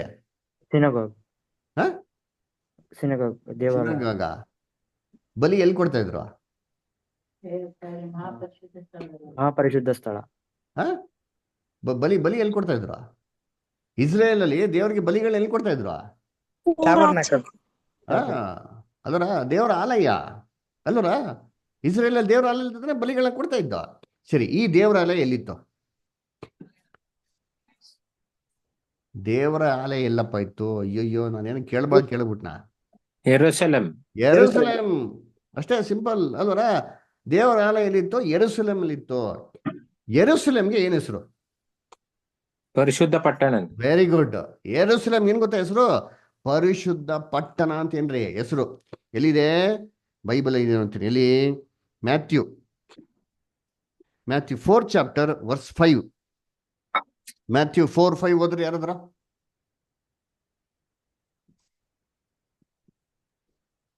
ಆಗ ಸೈತಾನನು ಆತನನ್ನು ಪರಿಶುದ್ಧ ಪಟ್ಟಣಕ್ಕೆ ಕರಕೊಂಡು ಹೋಗಿ ದೇವಾಲಯದ ಶಿಖರದ ಮೇಲೆ ನಿಲ್ಲಿಸಿ ಆತನಿಗೆ, ನೋಡ್ರ ಏನ್ ಹೇಳ್ತಾರೆ? ಪರಿಶುದ್ಧ ಪಟ್ಟಣಕ್ಕೆ ಹೋಗಿ ಅಲ್ಲಿ ದೇವರಾಲಯ ಇತ್ತಂತರಿ. ದೇವರಾಲಯ ಇದ್ದಿದ್ದೆ ಪರಿಶುದ್ಧ ಪಟ್ಟಣ. ಇವಾಗ ಅರ್ಥ ಆಯ್ತಾ ಏನ್ರಿ? ಕ್ಲೀನಾಗಿ ಅರ್ಥ ಮಾಡ್ಕೊಳ್ರಿ. ಅಲ್ಲಿ ಯೇಸು ಕ್ರಿಸ್ತು ಏನ್ರಿ ಶಿಲ್ಬೆ ಮೇಲೆ ಸಾಯ್ಬೇಕಾರೆ ಐತಂತಲ್ಲಿ ಭೂಮಿಯು ಅದರಿತು, ಬಂಡೆಗಳು ಸೀಳಿದವು ಅನ್ನೇನರ್ಥ? ಈ ಬಂಡೆಗಳು. ಆಮೇಲೆ ಸಮಾಧಿಗಳು ತೆರೆದು, ಸಮಾಧಿಗಳು ಯಾವ ಸಮಾಧಿಗಳು? ಗೊಲ್ಗೊತ್ತಾ ಬೆಟ್ಟ ಕೆಳಗಡೆ ಅಂತ ಸಮಾಧಿಗಳು ತೆರೆದವು. ಅದ್ರೊಳಗಿರುವಂತ ಅನೇಕ ಭಕ್ತರು, ಆಕ್ಚುಲಿ ಭಕ್ತರು ಅಂತ ಬರುವಂತ ವಾರ್ತೆ ಕೂಡ ಏನ್ರಿ ರಾಂಗ್ ಆಗಿರೋಂಥ ಒಂದು ಪದ ಟ್ರಾನ್ಸ್ಲೇಷನ್ ರೀ. ಕುಷ್ಠರೋಗಿಗಳು ಅವರು ಹೊರಗಡೆ ಬಂದು ಏನ್ರಿ ಪರಿಶುದ್ಧ ಪಟ್ಟಣಕ್ಕನ್ನ ಏನ್ರಿ ಯೆರೂಸಲೇಮ್ ದೇವರಾಲಯ ಇದ್ದಿದ್ದು ಅಲ್ಲೋಗ್ಬಿಟ್ಟು ಅನೇಕ ಜನಗಳಿಗೆ ಏನ್ ಮಾಡ್ತಾರೆ? ನೋಡ್ಸ್ಕೊಂತಾರೆ. ಯಾಕೆ? ಅದಾಗಿದ್ ಯಾವಾಗ? ವಾಕ್ಯ ಓದಿದ್ರ? ಇನ್ನು ಸತಿ ಓದಿ ವಾಕ್ಯನ. ಯಾವಾಗ ಆಯ್ತು ನೋಡೋಣ. ಮ್ಯಾಥ್ಯೂ 27 52-53 ಇನ್ನೊಂದ್ಸತಿ ಓದಿ ನೋಡೋಣ. ನಿಧಾನ ಎಲ್ಲ ದಯವಿಟ್ಟು ಗಮನಿಸಿ, ಬೈಬಲ್ ತೆಗೆದು ಓದಿ ಗಮನಿಸಿ. ಓದಿತೀನಿ ಮ್ಯಾಥ್ಯೂ 27:52-53 ಓದಿ. ಭೂಮಿಯು ಹದರಿತು, ಹ್ಮ್ ಬಂಡೆಗಳು ಸೀಳಿದವು. ಇದೆಲ್ಲ ಆಗಿದೆ ಯಾವಾಗ? ಭೂಮಿ ಅದಿರಿತು, ಬಂಡೆಗಳು ಸೀಳಿದವು, ಆಮೇಲೆ ಸಮಾಧಿಗಳು ತೆರೆದವು. ಸಮಾಧಿಗಳು ತೆರೆದವು. ಇವೆಲ್ಲ ಆಗಿದೆ ಯಾವಾಗ? ಯೇಸು ಸ್ವಾಮಿ ಬಂದಾಗ. ಯಾವಾಗ? ಯೇಸು ಕ್ರಿಸ್ತ ಶಿಲುಬೆ ಮೇಲೆ ಮರಣ ಹೊಂದಿದಾಗ. ಯೇಸು ಕ್ರಿಸ್ತ ಶಿಲುಬೆ ಒಂದು ಮರಣ ಹೊಂದಾಗ. ಚೆನ್ನಾಗಿ ಜ್ಞಾಪನ ಇಟ್ಕೊಳ್ಳಿ, ಶಿಲುಬೆ ಮರಣ ಹೊಂದಾಗ. ನೆಕ್ಸ್ಟ್ ಮುಂದಕ್ಕೆ ಓದಿ ವಾಕ್ಯ. ನಿದ್ದೆ ಹೋಗಿದ್ದ ಅನೇಕ ಭಕ್ತರ ದೇಹಗಳು ಎದ್ದವು. ಮತ್ತು ಆತನು ಎದ್ದ ಮೇಲೆ ಅಂಡರ್ಲೈನ್ ಮಾಡ್ಕೊಳ್ಳಿ, ಹೊರಗೆ ಬಂದು ಹೊರಗಡೆ ಬರ್ಲಿಲ್ಲ. ಅಂಡರ್ಲೈನ್ ಮಾಡ್ಕೊಳ್ಳಿ, ಅವ್ರು ಇಮ್ಮಿಡಿಯೇಟ್ ಆಗಿ ಹೊರಗಡೆ ಬರ್ಲಿಲ್ಲ. ಯೇಸು ಕ್ರಿಸ್ತು ಪುನರುತ್ಥಾನ ಆಗಿ ಹೊರಗಡೆ ಬಂದ್ರು. ಅಂದ್ರೆ ಯೇಸು ಕ್ರಿಸ್ತು ಸತ್ತಿ ಪುನರುತ್ಥಾನಕ್ಕೆ 3 ದಿನ ಟೈಮ್ ಇದೆ. ಆ 3 ದಿನದ ನಂತರನೇ ಇವ್ರು ಏನಾಗಿದೆ ಹೊರಗಡೆ ಬಂದಿರೋದು. ಹಂಗಾರೆ ಏನಾಯ್ತು ಗೊತ್ತಾ? ಯೇಸು ಕ್ರಿಸ್ತು ಶಿಲುಬೆ ಮೇಲೆ ಸಾಯ್ಬೇಕಾದ್ರೆ ಅವ್ರಿಗೆ ಎಷ್ಟು ಹೊಡೆದಿದ್ರು ಅಂತಾರೆ, ಮೈಯೆಲ್ಲ ರಕ್ತ ರೀ, ವಿಕಾರ ಮಾಡ್ಬಿಡಿದ್ರು, ಮನುಷ್ಯತನೇ ಕಾಣಿಸಿಲ್ಲ ರೀ.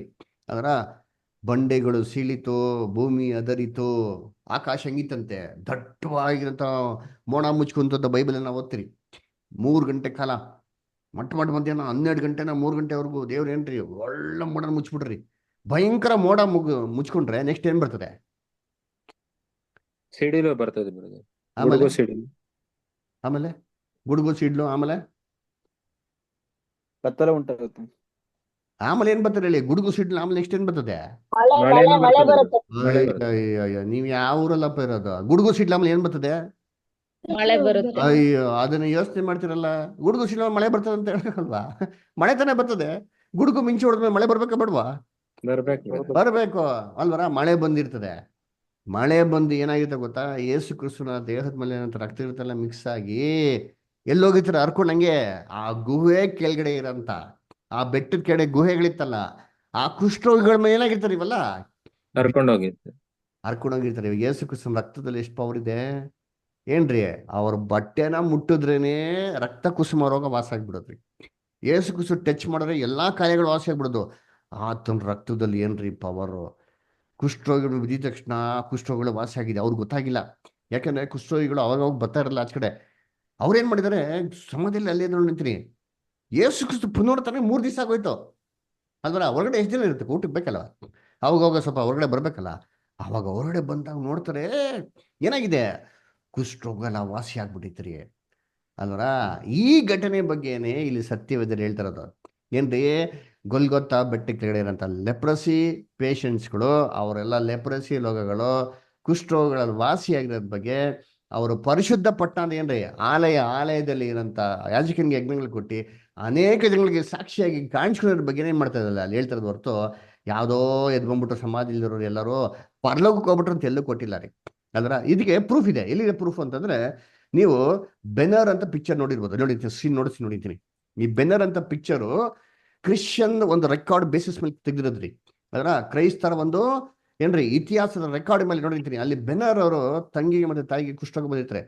ಯೇಸು ಕ್ರಿಸ್ತು ಸಾಯ್ಬೇಕಾರೆ ಅವರು ಶಿಲುಬೆ ಮೇಲೆ ಇರ್ಬೇಕಾರೆ ಅವ್ರ ಕೆಡೆ ಗುಹೆಯಲ್ಲಿ ವಾಸ ಮಾಡ್ತಿರ್ತಾರೆ. ಆ ನೀರು ಅವ್ರ ಮೇಲೆ ಆಗ್ತಾರೆ ಗೊತ್ತಿಲ್ದ್ರ ಬೀಳ್ತಾರೆ ನೋಡಿರ್ತೀನಿ. ಆ ನೀರು ಬಿದ್ದಿದ ತಕ್ಷಣ ಅವ್ರ ಕುಷ್ಠರೋಗಗಳು ಏನಾಗೋಯ್ತಲ್ಲ ವಾಸಿ ಆಗೋಯ್ತರಿ. ಅದರ ಇದು ಜೋಸಫಸ್ ಬರ್ದಿರಂತ ಹಿಸ್ಟೋರಿಯನ್ ರೆಕಾರ್ಡ್, ಪಕ್ಕಾ ರೆಕಾರ್ಡ್ ರೀ ಇದು. ಅದರ ಅದಕ್ಕೆ ನೋಡ್ಬೇಕಾದ್ರೆ ಕರ್ತನಲ್ಲಿ ಪ್ರೀತಿ ಅಂತ ಸೊರಸಗಳೇ ಏನ್ರಿ, ಮತ್ತೆ 27ನೇ ಅಧ್ಯಾಯ ಅಲ್ಲಿ ಬರೋಂಥ ವಾರ್ತೆ ಬಂದ್ಬಿಟ್ಟು ಏನ್ರಿ, ಯಾವುದೋ ಸತ್ತೋಗಿರೋಂಥ ವ್ಯಕ್ತಿಗಳು ಎದ್ದು ಬಂದ್ಬಿಟ್ರು. ಅದರ ನಗರದಲ್ಲಿ ಅಂತ ಎಲ್ಲಾ ಜನಗಳಿಗೆ ಕಾಣಿಸ್ಕೊಂಡ ಬಗ್ಗೆ ಏನ್ ಮಾಡ್ತಾರೆ ಅಲ್ಲಿ ಖಂಡಿತವಾಗೂ ಏನ್ ಮಾಡ್ತಾರೆ ಅಲ್ಲಿ ಹೇಳ್ತಾ ಇಲ್ಲ. ಯಾಕಂದ್ರೆ ಒಂದು ಕಡೆ ವಾಕ್ಯ ಸತ್ತೋರು ಯಾರು ಎದ್ದು ಬರಕ್ ಸಾಧ್ಯ ಇಲ್ಲ ಕ್ರಿಸ್ತನ ಎರಡೇ ಬರಿಕೆ ತನಕ ಅಂತ ಹೇಳ್ಬೇಕಾರೆ, ಸೆಂಟ್ರಲ್ ಮಾತ್ರ ಯಾರೋ ಒಬ್ರು ಇಬ್ರು ಎದ್ದೋಗ್ಬಿಟ್ರು ಅಂತ ಹೇಳೋದಕ್ಕೆ ಖಂಡಿತವಾಗೂ ಸಾಧ್ಯ ಇಲ್ಲ ರೀ. ವಾಕ್ಯ ಬಹು ಸ್ಪಷ್ಟವಾಗಿರ್ತಾರೆ ದೇವ್ರ ವಾಕ್ಯ. ಅದರ ಏನ್ರಿ, ನಾವು ಯೆಹೋವನ ವಾಕ್ಯ ಹುಡುಕಿ ಓದ್ಬೇಕಷ್ಟೇ. ಅದರ ತಪ್ಪಾಗಿದ್ರೆ ನಮ್ಮ ಕಡೆ ತಪ್ಪಾಗಿರ್ತಾರೆ ಹೊರತು ಸತ್ಯವೇದದಲ್ಲಿ ದೇವ್ರ ಕಡೆಯಿಂದ ಯಾವುದು ತಪ್ಪಾಗೋದಕ್ಕೆ ಸಾಧ್ಯನೇ ಇಲ್ಲ. ಅದರ ಅದನ್ನ ಕರ್ತನಲ್ಲಿ ಪ್ರೀತಿಗಳೇ, ಏನಾರೋ ಒಂದು ಪ್ರಾಬ್ಲಮ್ ಇತ್ತು ಅಂತಂದ್ರೆ ನಾವು ಸತ್ಯವೇದನ ಅರ್ಥ ಮಾಡ್ಕೊಂತ ವಿದ್ಯುತ್ ಏನಾಗಿರ್ತಾರೆ ಪ್ರಾಬ್ಲಮ್ ಇರ್ತಾರೆ ಅಷ್ಟೇ ಹೊರತು ಬೇರೆ ಏನೂ ಇಲ್ಲ ರೀ. ಅದರ ಅದಕ್ಕೆ ನೋಡ್ಬೇಕಾರೆ ನೀವು ಬಹು ಸ್ಪಷ್ಟವಾಗಿ ಕ್ಲಿಯರ್ ಆಗಿ ನೋಡ್ಬೋದು. ನೋಡಿದ್ರಿ ಯೇಸು ಕ್ರಿಸ್ತು ಸಾಯ್ಬೇಕಾರೆ ದೇವ್ರ ತನ್ನ ಕೋಪನ ಎಲ್ಲಾ ವಿದ್ಯದಲ್ಲಿ ನೋಡ್ಸ್ಬಿಟ್ರಿ. ಭೂಮಿ ಅದರದು, ಬಂಡೆಗಳು ಸೀಳೋದು, ಸಮಾಧಿಗಳು ತೆರೆಯೋದು, ಅದು ಮಾತ್ರ ಅಲ್ಲ, ಆಲಯದಲ್ಲೇ ತೆರೆ ತೆರೆ ಹರಿದೋಗ್ಬಿಡ್ತೀರಿ. ಹೆಂಗಿಂದ ಹರಿತು? ಮೇಲ್ಗಡೆಯಿಂದ ಕೆಳಗಡೆ, ಕೆಡೆಯಿಂದ ಮೇಲೆ ಅಲ್ಲ ರೀ. ಅದರ ಕೆಡೆಯಿಂದ ಹರಿದು ಬಿಟ್ಟಿದ್ರೆ ಏನ್ ಮಾಡೋರು? ಪರಿಸರ ಸದಿಸೋರು ಶಿಷ್ಯನ ಮೇಲೆ ತಪ್ಪನ್ನು ಹೊರಿಸ್ಬಿಟ್ಟಿರೋರು. ಮೇಲ್ಗಡೆಯಿಂದ ಸೀಳ್ತಾರೆ ನೋಡ್ರಿ ಅಂತೀನಿ. ಅದರ ಯಾಕೆ? ಅದರ ದೇವರು ಪರ್ಮಿಷನ್ ಕೊಟ್ಟಿದ್ದು ಪರಲೋಕಕ್ಕೆ ಬರೋಕ್ಕೆ. ಅದಕ್ಕೆ ನೋಡ್ಬೇಕಾದ್ರೆ ಕರ್ತನಲ್ಲಿ ಪ್ರೀತಿ ಅಂದ್ರೆ ಈ ಥರ ಎಲ್ಲ ದೇವ್ರ ಕೋಪ ವ್ಯಕ್ತಪಡಿಸಿರ್ಬೇಕಾದ್ರೆ ಭಯಂಕರವಾಗಿ ಮಳೆ ಏನಾಗಿರ್ತಾರೆ ಆಗಿರ್ತಾರೆ ಅಲ್ವರ. ಏಸು ಕ್ರಿಸ್ತನ ರಕ್ತದಲ್ಲಿ ಎಷ್ಟು ಪವರ್ ಇದೆ ನಮ್ಗೆ ಚೆನ್ನಾಗಿ ಗೊತ್ತು. ಬಟ್ಟೆಯಲ್ಲೇ ಎಷ್ಟು ಪವರ್ ಇರ್ಬೇಕಾದ್ರೆ ಕರ್ತಾದಿಕರ್ತ ರಾಜಾದಿ ರಾಜನ ಒಂದೊಂದು ಅಂಗದಲ್ಲೂ ಒಂದೊಂದು ರಕ್ತದ ಹನಿಗಳಲ್ಲಿ ಏನಿದೆ ಅಷ್ಟೊಂದು ಪವರ್ ಇದೆ. ಅದ್ರ ಅದೇ ನೋಡ್ಬೇಕಾದ್ರೆ ಇದು ಕುಷ್ಠರೋಗಿಗಳು ವಾಸಿ ಮಾಡೋದ್ ಬಗ್ಗೆ ಹೇಳ್ತಾ ಹೊರತು ಬೇರೆ ಯಾವ್ದ್ರ ಬಗ್ಗೆನೂ ಏನ್ ಮಾಡ್ತಾ ಇಲ್ಲ, ಹೇಳ್ತಾ ಇಲ್ಲ. ಇದರಿಂದ ನಮಗೆ ಬಹು ಸ್ಪಷ್ಟವಾಗಿ ಏನಪ್ಪ ಗೊತ್ತಾಗ್ತಾರೆ ಅಂತಂದ್ರೆ ಆತ್ಮ ಏನಾಗ್ತಾರೆ, ಸಾಯ್ತಾರೆ ಅಂತ ಅಲ್ವರ. ಇನ್ನೊಂದು ಕೊನೆಯದಾಗಿ ಇನ್ನೊಂದು ಇದೆ, ಓದ್ಬಿಡೋಣ. ಓದಿ ದಯವಿಟ್ಟು ರೆವಲ್ಯೂಷನ್ 6 ಚಾಪ್ಟರ್ 9 and 10 ಓದಿ ಯಾರಾದ್ರು. ಪ್ರಕಟಣೆ 6ನೇ ಅಧ್ಯಾಯ 9 ಮತ್ತು 10.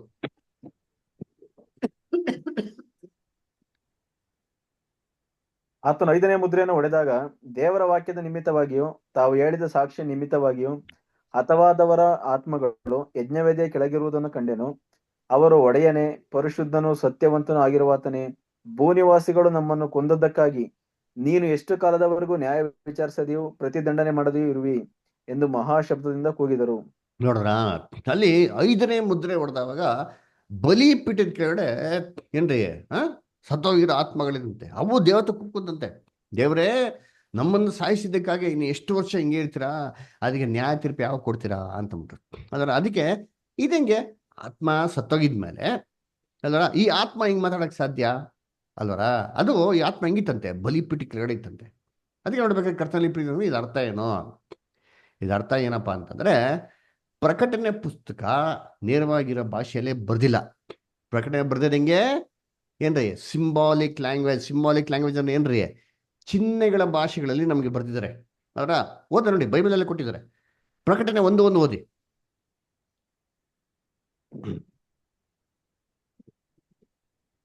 ಯೇಸು ಕ್ರಿಸ್ತನ ಪ್ರಕಟಣೆಯು ಆತನು ಬೇಗನೆ ಸಂಭವಿಸಬೇಕಾಗಿರುವ ಸಂಗತಿಗಳನ್ನು ತನ್ನ ದಾಸರಿಗೆ ತೋರಿಸುವುದಕ್ಕಾಗಿ ದೇವರಿಂದ ಈ ಪ್ರಕಟಣೆಯನ್ನು ಹೊಂದಿದನು.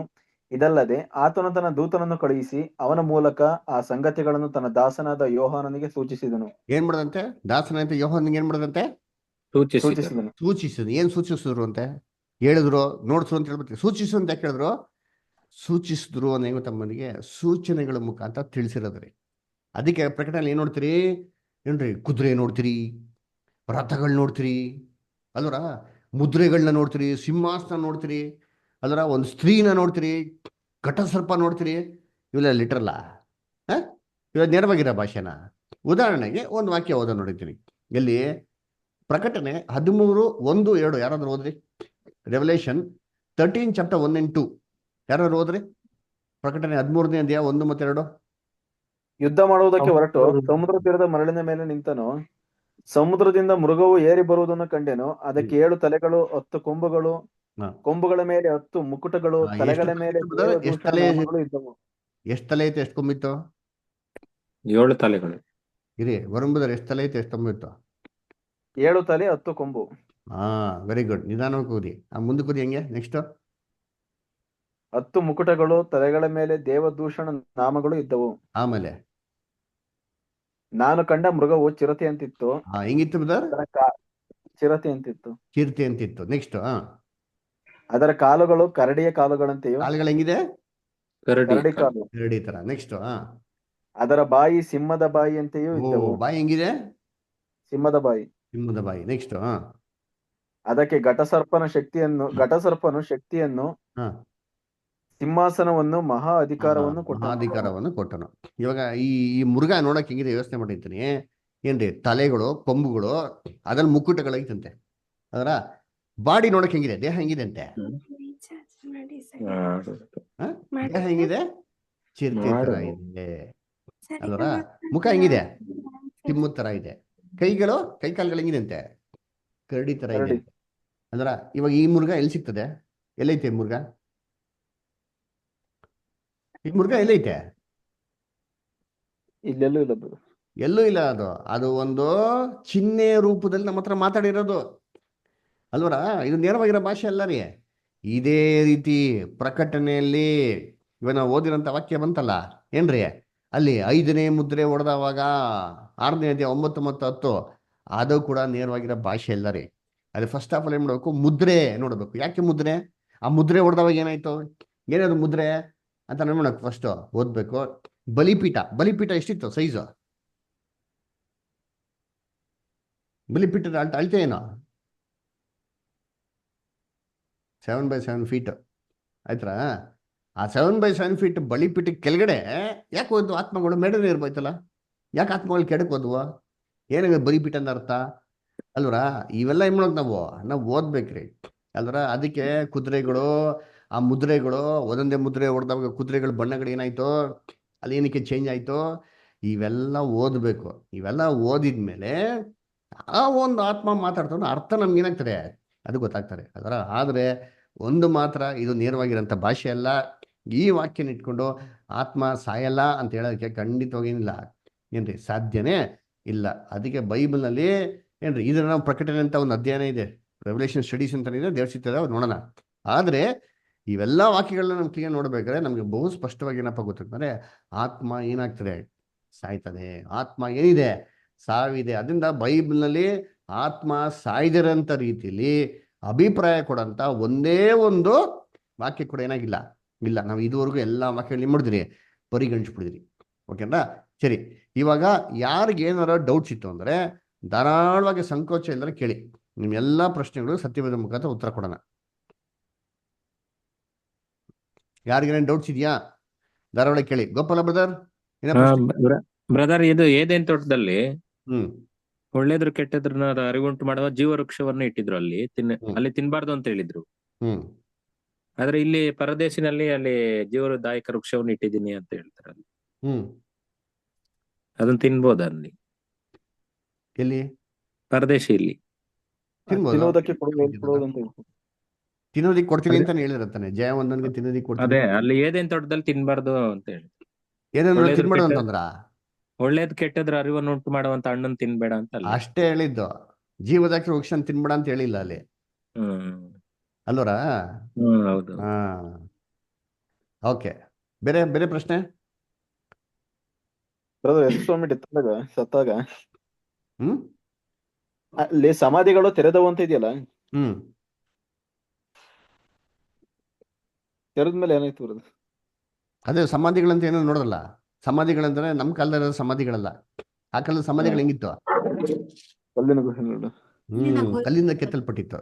ಅದರ ಯೇಸು ಕ್ರಿಸ್ತು ಸತ್ತಿರೋದೇ ಗೊಲ್ಗೊತ್ತಾ ಬೆಟ್ಟ. ಅದ್ರ ಕೆಳಗಡೆ ಏನಾಗಿದೆ, ಸಮಾಧಿಗಳು ತುಂಬಾ, ಗುಹೆಗಳು ತುಂಬಾ ಇದೆ ಅಲ್ವರ?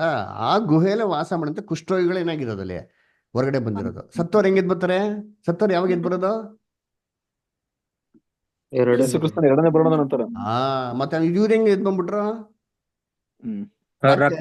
ವಾಕ್ಯ ಬಂದ್ಬಿಟ್ಟು ಒಂದ್ ಹಿಂಗೆ ಅಂತಾರೆ. ವಾಕ್ಯ ಇಲ್ಲ ಇಲ್ಲ, ವಾಕ್ಯ ಕರೆಕ್ಟ್ ಆಗಿ ಹೇಳ್ತಾರೆ. ನಾವೇನ್ ಮಾಡ್ಬೇಕು, ನಾನು ಅರ್ಥ ಮಾಡ್ಕೊಬೇಕು. ಯಾಕೆ ಅರ್ಥ ಮಾಡ್ಕೊಬೇಕು ಅಂದ್ರೆ, ಇದು ಬೈಬಲ್ ಟ್ರಾನ್ಸ್ಲೇಷನ್ ಮಾಡಿರೋರು ಏನ್ ಮಾಡಿದಾರೆ ಅಂತಂದ್ರೆ, ಕೆಲವೊಂದು ಪದಗಳನ್ನ ತಪ್ಪಾದ ರೀತಿಯಲ್ಲಿ ಹಾಕಿರಬೇಕು. ನಮ್ಗೆ ಏನಾಗ್ತಾರೆ, ತಪ್ಪಾಗಿ ಅರ್ಥ ಆಗ್ತದೆ. ಅದಕ್ಕೆ ಬೇರೆ ಬೇರೆ ಭಾಷೆಗಳು ಬೇರೆ ಬೇರೆ ಟ್ರಾನ್ಸ್ಲೇಷನ್ ಇಸ್ಕೊಂಡಿರ್ತಾರೆ. ಸ್ಟಡಿ ಮಾಡಿದವಾಗ ನಮಗೆ ಕ್ಲೀನ್ ಆಗಿ ಏನಾಗ್ತದೆ, ಅರ್ಥ ಆಗ್ತದೆ. ಓಕೆನಾ? ಸರಿ, ಸುಜಾತ ಸಿಸ್ಟರ್, ನಿಮ್ಗೆ ಡೌಟ್ ಇದೆಯಾ? ಇಲ್ಲ ಬ್ರದರ್. ಸರಿ, ಭಾರತಿ ಸಿಸ್ಟರ್, ಯಾರಿದ್ದು ಭಾರತಿ ಸಿಸ್ಟರ್? ರೆಸ್ಪಾಂಡೇ ಮಾಡಲ್ವಲ್ಲ? ಓಕೆ, ಸರಿ. ಕಮಲಮ್ಮ ಸಿಸ್ಟರ್, ಏನ್ ಡೌಟ್ಸ್ ಇದೆಯಾ? ಗೋಪಾಲ್ ಬ್ರದರ್? ಇಲ್ಲ ಬ್ರದರ್. ಓಕೆ, ಗೋಪಾಲ್ ಇಲ್ಲ ಬ್ರದರ್. ಇಲ್ಲ, ಇನ್ನೊಬ್ರವ್ರೆ ಗೋಪಾಲ್ ಅಂತ, ಸಕಲೇಶ್ಪುರಿಂದ. ಅವ್ರಿಗೆ ಗೋಪಾಲ್ ಬ್ರದರ್, ಸಕಲೇಶ್ಪುರ್ ಗೋಪಾಲ್ ಬ್ರದರ್, ಏನೋ ಡೌಟ್ಸ್ ಇದೆಯಾ? ಓಕೆ, ಜೋಯಲ್ ಬ್ರದರ್, ಏನೋ ಡೌಟ್ಸ್ ಇದೆಯಾ? ಇಲ್ಲ brother, thank you. Joseph brother, ಏನೋ ಡೌಟ್ಸ್ ಇದೆಯಾ? ಇಲ್ಲ brother, thank you so much. Okay, Lakshmi sister, ಏನೋ ಪ್ರಶ್ನೆಗಳಿದೆಯಾ? ಇಲ್ಲ brother. Okay, brother Emmanuel brother, ನಿಮ್ಗೇನೋ ಪ್ರಶ್ನೆ ಇದೆಯಾ? ಓಕೆ, ಪ್ರಜ್ವಲ್ ಬ್ರದರ್, ನಿಮ್ಗೇನೋ ಪ್ರಶ್ನೆ ಇದೆಯಾ? ಇಲ್ಲ brother, thank you. Okay, Shweta sister? ಇಲ್ಲ ಬ್ರದರ್. ಸೈಮನ್ ಸೊಸಾಲಿಕರ್ ಬ್ರದರ್, ಪ್ರಶ್ನೆ ಇದೆಯಾ ಬ್ರದರ್? ಸರಿ, ರಾಜ್ ಬ್ರದರ್ ಏನೋ ಪ್ರಶ್ನೆ ಇದೆಯಾ? ಇಲ್ಲ ಬ್ರದರ್. ಓಕೆ, ಯಾರು ಏನೇ ಪ್ರಶ್ನೆ ಇದ್ರು ನೀವು ಸಂಕೋಚ ಪಡಿ. ಸುಶೀಲಾ ಸ್ಟಾರ್ ಏನೋ ಪ್ರಶ್ನೆ ಇದೆಯಾ? ಏನೇ ಇಲ್ಲ ಇಲ್ಲ ರೀ ಓಕೆ, ನೀವು ಯಾವ ಊರಿಂದ? ಯಾತೀರ್ ಇಲ್ರಿ, ಸ್ವಲ್ಪ ನನ್ ಕೆಲ್ಸ ಇರ್ತದೆ ಅವ್ರು. ಹೌದ್ರಾ? ಸರಿ, ತೊಂದರೆ ಇಲ್ಲ, ಆಗ್ಲಿ. ಬ್ರದರ್ ಓಕೆ, ಬದರ್ ಹೇಳಿ, ಗೋಪಾಲ ಬದರ್ ಹೇಳಿ. ಅದು ಇದು ಕ್ರಿಸ್ತನ ಎರಡನೇ ಬರುವಿಕೆಯಲ್ಲಿ ಕ್ರಿಸ್ತನಲ್ಲಿ ಸತ್ತವರು ಎದ್ದು ಬರೋರು ಅಂದ್ರೆ ಯಾರು ಬರುವಂತ ಬ್ರದರ್? ಕ್ರಿಸ್ತನಲ್ಲಿ ಸತ್ತವರು ಅಂದ್ರೆ ಕ್ರೈಸ್ತವರು ಅಲ್ಲ ಬದರ್? ಅಂದ್ರೆ ಕ್ರೈಸ್ತರು ಅಂದ್ರೆ ಎಲ್ರು ಯಾವ ತರ ಅಂತ? ಕೊಲೋಷಿಯನ್ಸ್ 3ನೇ ಅಂತ ಹೇಳ್ತಾರಲ್ಲ, ಏನ್ರಿ ನೀವು ಸತ್ತಿರಲ್ಲ, ನೀವು ಕ್ರಿಸ್ತನಲ್ಲಿ ಏನ್ರಿ ಹೂಣಲ್ಲಿ ಪಟ್ಟಿದ್ದೀರಲ್ಲ ಅಂತ ಹೇಳ್ತಾರಲ್ಲ, ಕ್ರೈಸ್ತವ್ರ ಬಗ್ಗೆ ಹೇಳ್ತಾರೆ ಅದ್ರಲ್ಲಿ. ನಾವು ಸಭೆ ಅಂತ ಕ್ಲಾಸ್ ನೋಡಿದಿರಲ್ವಾ? ಜ್ಞಾಪನ ಐತೆ ಸಭೆ ಬಗ್ಗೆ ಪಾಠ ನೋಡಿದ್ವಿ ಅಲ್ವಾ? ಸರಿ, ಬೇರೆ ಏನೋ ಪ್ರಶ್ನೆ ಇದೆಯಾ? ಆಮೇಲೆ ಇನ್ನೊಂದು ರಿಕ್ವೆಸ್ಟ್, ದಯವಿಟ್ಟು 6:15 ಕ್ಲಾಸ್ ಇರ್ತಾರೆ, ದಯವಿಟ್ಟು 6:15 ಜಾಯ್ನ್ ಆಗಿ ಆಯ್ತರ. ಇವಾಗ ನಾವೇನು ಗೊತ್ತಾ, ಏನಕ್ಕೆ ಇದು ಹೇಳ್ತೀರಿ ಅಂತಂದ್ರೆ, ಇದಾಗಿ ಮೇಲೆ ಬರೋಂಥ ಪಾಠಗಳು ತುಂಬಾ ಸೀರಿಯಸ್ ಆಗಿರೋಂಥ ಪಾಠ ಆಯ್ತರ. ನೀವು ಇದುವರೆಗೂ ನೋಡಿರೋದು ಏನಿಲ್ಲ, ನಿಮ್ಮ ತಟ್ಟೆಯಲ್ಲಿ ಬಂದ್ಬಿಟ್ಟು ಉಪ್ಪಿನಕಾಯಿ ಹಾಕಿದಿರಿ, ಸ್ವಲ್ಪ ಪಲ್ಯ ಹಾಕಿದಿರಿ ಅಷ್ಟೇ. ಈ ನೆಕ್ಸ್ಟು ಕಾಯಿ ಪಲ್ಯಗಳು ಏನ್ರಿ, ಇನ್ನು ಟೊಮೆಟೊ ಬಾತು, ಬಿರಿಯಾನಿ ಏನ್ರಿ ಎಲ್ಲ ಬರ್ತದೆ. ಅವೆಲ್ಲ ನೀವು ಜೀರ್ಣ ಮಾಡ್ಕೋಬೇಕಂದ್ರೆ ಕರೆಕ್ಟಾಗಿ ಟೈಮಿಗೆ ಬಂದರೆ ನೀವು ಇನ್ನೂ ವಿಚಾರಗಳು ಏನು ಮಾಡೋದು ಜಾಸ್ತಿ ನೀವು ಕೇಳ್ಬೋದು. ಆಮೇಲೆ ಈ ಕ್ಲಾಸಸ್ನ ತಪ್ಪಿಸ್ಕೊಳಕ್ ಹೋಗ್ಬಿಡಿ ಆಯ್ತಾ. ನಿಮ್ಗೆ 1000 ಕೆಲಸಗಳಿರ್ತಾರೆ, ಇಲ್ಲ ಅಂತ ಹೇಳಲ್ಲ ಆಯ್ತರ. ದಯವಿಟ್ಟು ಅವೆಲ್ಲ ಕೆಲಸಗಳನ್ನ ಒತ್ತೆ ಇಡಿ. ಇವಾಗ ನೀವು ಕೇಳಿರೋ ಸತ್ಯಗಳನ್ನ ಲೈಫಲ್ಲಿ ಎಲ್ಲಾದ್ರೂ ಕೇಳಿದ್ದೀರಾ? ಇಲ್ಲ ಇಲ್ಲ ಬ್ರದರ್, ಎಲ್ಲೂ ಕೇಳಿ ಇಲ್ಲ ಬ್ರದರ್. ಇದಕ್ಕೆ ನೀವು ಪ್ರಾಮುಖ್ಯತೆ ಕೊಡ್ಬೇಕಲ್ವರ? ವಾರಕ್ಕೊಂದಿನ ದೇವ್ರಿಗೋಸ್ಕರ 1 hour ನೀವು ಒತ್ತೆ ಇಡ್ಬೋದಲ್ವಾ? ಒತ್ತೆ ಇಡ್ಬೋದಲ್ವಾ? ಮತ್ತೆ ಅದನ್ನ ದಯವಿಟ್ಟು ಮಾಡಿ ಆಯ್ತರ. ಯಾಕಂದ್ರೆ ಫೋನ್ ಮಾಡೋದು, ಈ ಫೋನ್ ಮಾಡೋದಕ್ಕೆ ಏನಾಗ್ಬಿಡ್ತಾರೆ 15-20 ನಿಮಿಷ ಹೋಗ್ಬಿಡ್ತಾರೆ. ನೀವು ಆಟೋಮೆಟಿಕ್ ಆಗಿ ಬಂದ ಅಂತಂದ್ರೆ ಕ್ಲಾಸಸ್ ಕರೆಕ್ಟಾಗಿ ಶುರು ಮಾಡಿದ್ರೆ ಇನ್ನೂ ಡೀಟೇಲ್ ಆಗಿ ಎಷ್ಟೋ ವಿಚಾರಗಳನ್ನ ಮಾಡೋದು ನಾವು ನೋಡ್ಬೋದು ಆಯ್ತರ. ಆಮೇಲೆ ನಿಮ್ಗೆ ಏನೇ ಡೌಟ್ ಇತ್ತು ಅಂತಂದ್ರೆ ದಯವಿಟ್ಟು ನೀವೇನು ಮಾಡೋದು, ನನಗೆ ವಾಟ್ಸಪ್ ನಂಬರ್ ಇದೆಯಲ್ಲ, ನೀವು ದಯವಿಟ್ಟು ಯಾವಾಗ ಬೇಕಾದ್ರೂ ಏನು ಬೇಕಾದ್ರೂ ಮೆಸೇಜ್ ಮಾಡಿ, ನಿಮ್ಮ ಎಲ್ಲ ಪ್ರಶ್ನೆಗಳಿಗೆ ಸತ್ಯವಾದ ಮುಖಾಂತರ ಉತ್ತರ ಕೊಡ್ತೀರಿ. ಆದರೆ ಇದಕ್ಕೆ ನಿಮ್ಮ ಕಾನ್ಸಂಟ್ರೇಷನ್ ಬೇಕ್ರಿ, ನಿಮ್ಗೆ ಇಂಟ್ರೆಸ್ಟ್ ಬೇಕು, ಆಸಕ್ತಿನ ಕೂತ್ಕೊಂಡು ಕೇಳಬೇಕು. ಆಸಕ್ತಿನ ಕೂತ್ಕೊಂಡು ಕೇಳಲ್ಲ, ಈ ಕಿವಿನ ಕೇಳ್ತೀನಿ ಆ ಕಿವಿನ ಬಿಡ್ತೀನಿ ಅಂದರೆ ದಯವಿಟ್ಟು ಪ್ರಯೋಜನ ಆಗಲ್ಲ ಆಯ್ತರ. ಅಬ್ಸರ್ವ್ ಮಾಡೋದಕ್ಕೆ ದಯವಿಟ್ಟು ಬರಕ್ಕೆ ಹೋಗ್ಬಿಡಿ. ಅದು ಏನ್ರಿ ನಿಮ್ಮ ಒಂದು ಕಾಲನ ವ್ಯರ್ಥ ಮಾಡ್ದಂಗೆ, ನಮ್ಮ ಒಂದು ಕಾಲನ ಕೂಡ ವ್ಯರ್ಥ ಮಾಡ್ದಂಗೆ ಅದರ. ಇದು ಆಸಕ್ತಿ ಇರೋ ದೇವ್ರ ಮಕ್ಳಿಗೆ ಆಯ್ತರ. ಯಾಕಂದ್ರೆ ವಾಕ್ಯ ಬಂದ್ಬಿಟ್ಟು ಎಲ್ಲರಿಗೂ ಏನಾಗಲ್ಲ ರೀ, ಆಗಲ್ಲ. ನಾವು ಬೈಬಲ್ನ ಓದಿದ್ದಿಲ್ಲ, ಬಿತ್ತುವನ ಸಾಮ್ಯ ಏನ್ರಿ, ಬಿತ್ತನೆ ಮಾಡ್ತಾ ಇರ್ಬೇಕಾದ್ರೆ ಸೇತಾನ ಏನ್ ಮಾಡ್ತಾನೆ ಹೇಳ್ರಿ? ಪಕ್ಷಿ ಬಳೆ ಏನ್ ಮಾಡ್ತಾರೆ, ಬಂದು ತೊಗೊಂಡೋಗ್ಬಿಡ್ತಾನೆ ಕೇಳ್ತಾರೆ, ಪಕ್ಷಿಗಳು ತೊಗೊಂಡೋಗ್ಬಿಡ್ತಾನೆ. ಯೇಸು ಕ್ರಿಸ್ತ ಹೇಳ್ತಾರೆ ಅದು ಮನ್ಸೊಳಗೆ ಹೋಗಲ್ಲ, ಈ ಕಿವಿಯಿಂದ ಬಿಡ್ತಾರೆ, ಸೇತಾನ ಏನ್ ಮಾಡ್ತಾರೆ, ಕಿವಿಯಿಂದ ತೆಗಿತಾ ಇರ್ತಾನೆ. ಕೇಳೋ ಪ್ರಶ್ನೆಗಳಿಗೆ ಎಲ್ಲರೂ ದಯವಿಟ್ಟು ಮಾಡಕ್ಕೆ ಉತ್ತರ ಕೊಡಬೇಕು. ನಿಮ್ಗೆ ಗೊತ್ತಾಗಿಲ್ವಾ, ನೀವು 1000 ಸತಿ ಕೇಳಿ ನಾನು ಹೇಳ್ಕೊಡ್ತೀನಿ, ಪರವಾಗಿಲ್ಲ. ಆದರೆ ನಿಮ್ಗೆ ಇದುವರೆಗೂ ನೋಡ್ಸಿರೋದು ನಾವು ವಾಕ್ಯನ ಬಿಟ್ಟು ಏನು ನೋಡ್ಸಿಲ್ಲ ರೀ, ಎಲ್ಲ ವಾಕ್ಯದ ಮುಖಾಂತರ ನೋಡ್ಸಿರಿ. ಚೆನ್ನಾಗಿ ಜ್ಞಾಪನ ಇಟ್ಕೊಳ್ಳಿ ಆಯ್ತಾ. ನಾವು ಸ್ವಂತವಾಗಿರೋಂಥ ಸಾಕ್ಷಿಗಳಾಗ್ಲಿ, ನಾವು ಸ್ವಂತವಾಗಿರೋಂಥ ಕಟ್ಟುಕತೆಗಳಾಗ್ಲಿ, ನಾವು ಸ್ವಂತವಾಗಿರೋಂಥ ತಮಾಷೆಗಳಾಗಿ ಯಾವುದೇನು ಮಾಡಕ್ಕೆ ಹೋಗಿಲ್ಲ. ಎಲ್ಲ ನೋಡ್ಸಿದೀನಿ ರೀ ವಾಕ್ಯ. ಅದನ್ನ ವಾಕ್ಯಕ್ಕೆ ಪ್ರಾಮುಖ್ಯತೆ ಕೊಡಿ. ಯಾಕೆ ಗೊತ್ತಾ, ನಾವೆಲ್ಲೋ ಯಾರು ಶಿಷ್ಯರಾಗಬೇಕು? ನಾವೆಲ್ಲ ಯಾರು ಶಿಷ್ಯನಾಗೋದಕ್ಕೆ ಬಂದಿದ್ದೀರಿ? ಯೇಸು ಪ್ರಭುವಿನ ಯೇಸು ಪ್ರಭುವಿನ ಶಿಷ್ಯನ್ರು, ಕರೆಕ್ಟಾ? ಯೇಸು ಪ್ರಭುವಿನ ಶಿಷ್ಯನ್ರು ಯಾರು? ಅವರ ಆಜ್ಞೆಗಳನ್ನ ಪಾಲನೆ ಮಾಡೋರು, ಅವರಂತೆ ನಡೆಯೋರು ಅಲ್ವರ? ಓದಿ ಯೋಹಾನ 8:31 ಓದ್ರಿ ದಯವಿಟ್ಟು. ಯೋಹಾನ 8:31.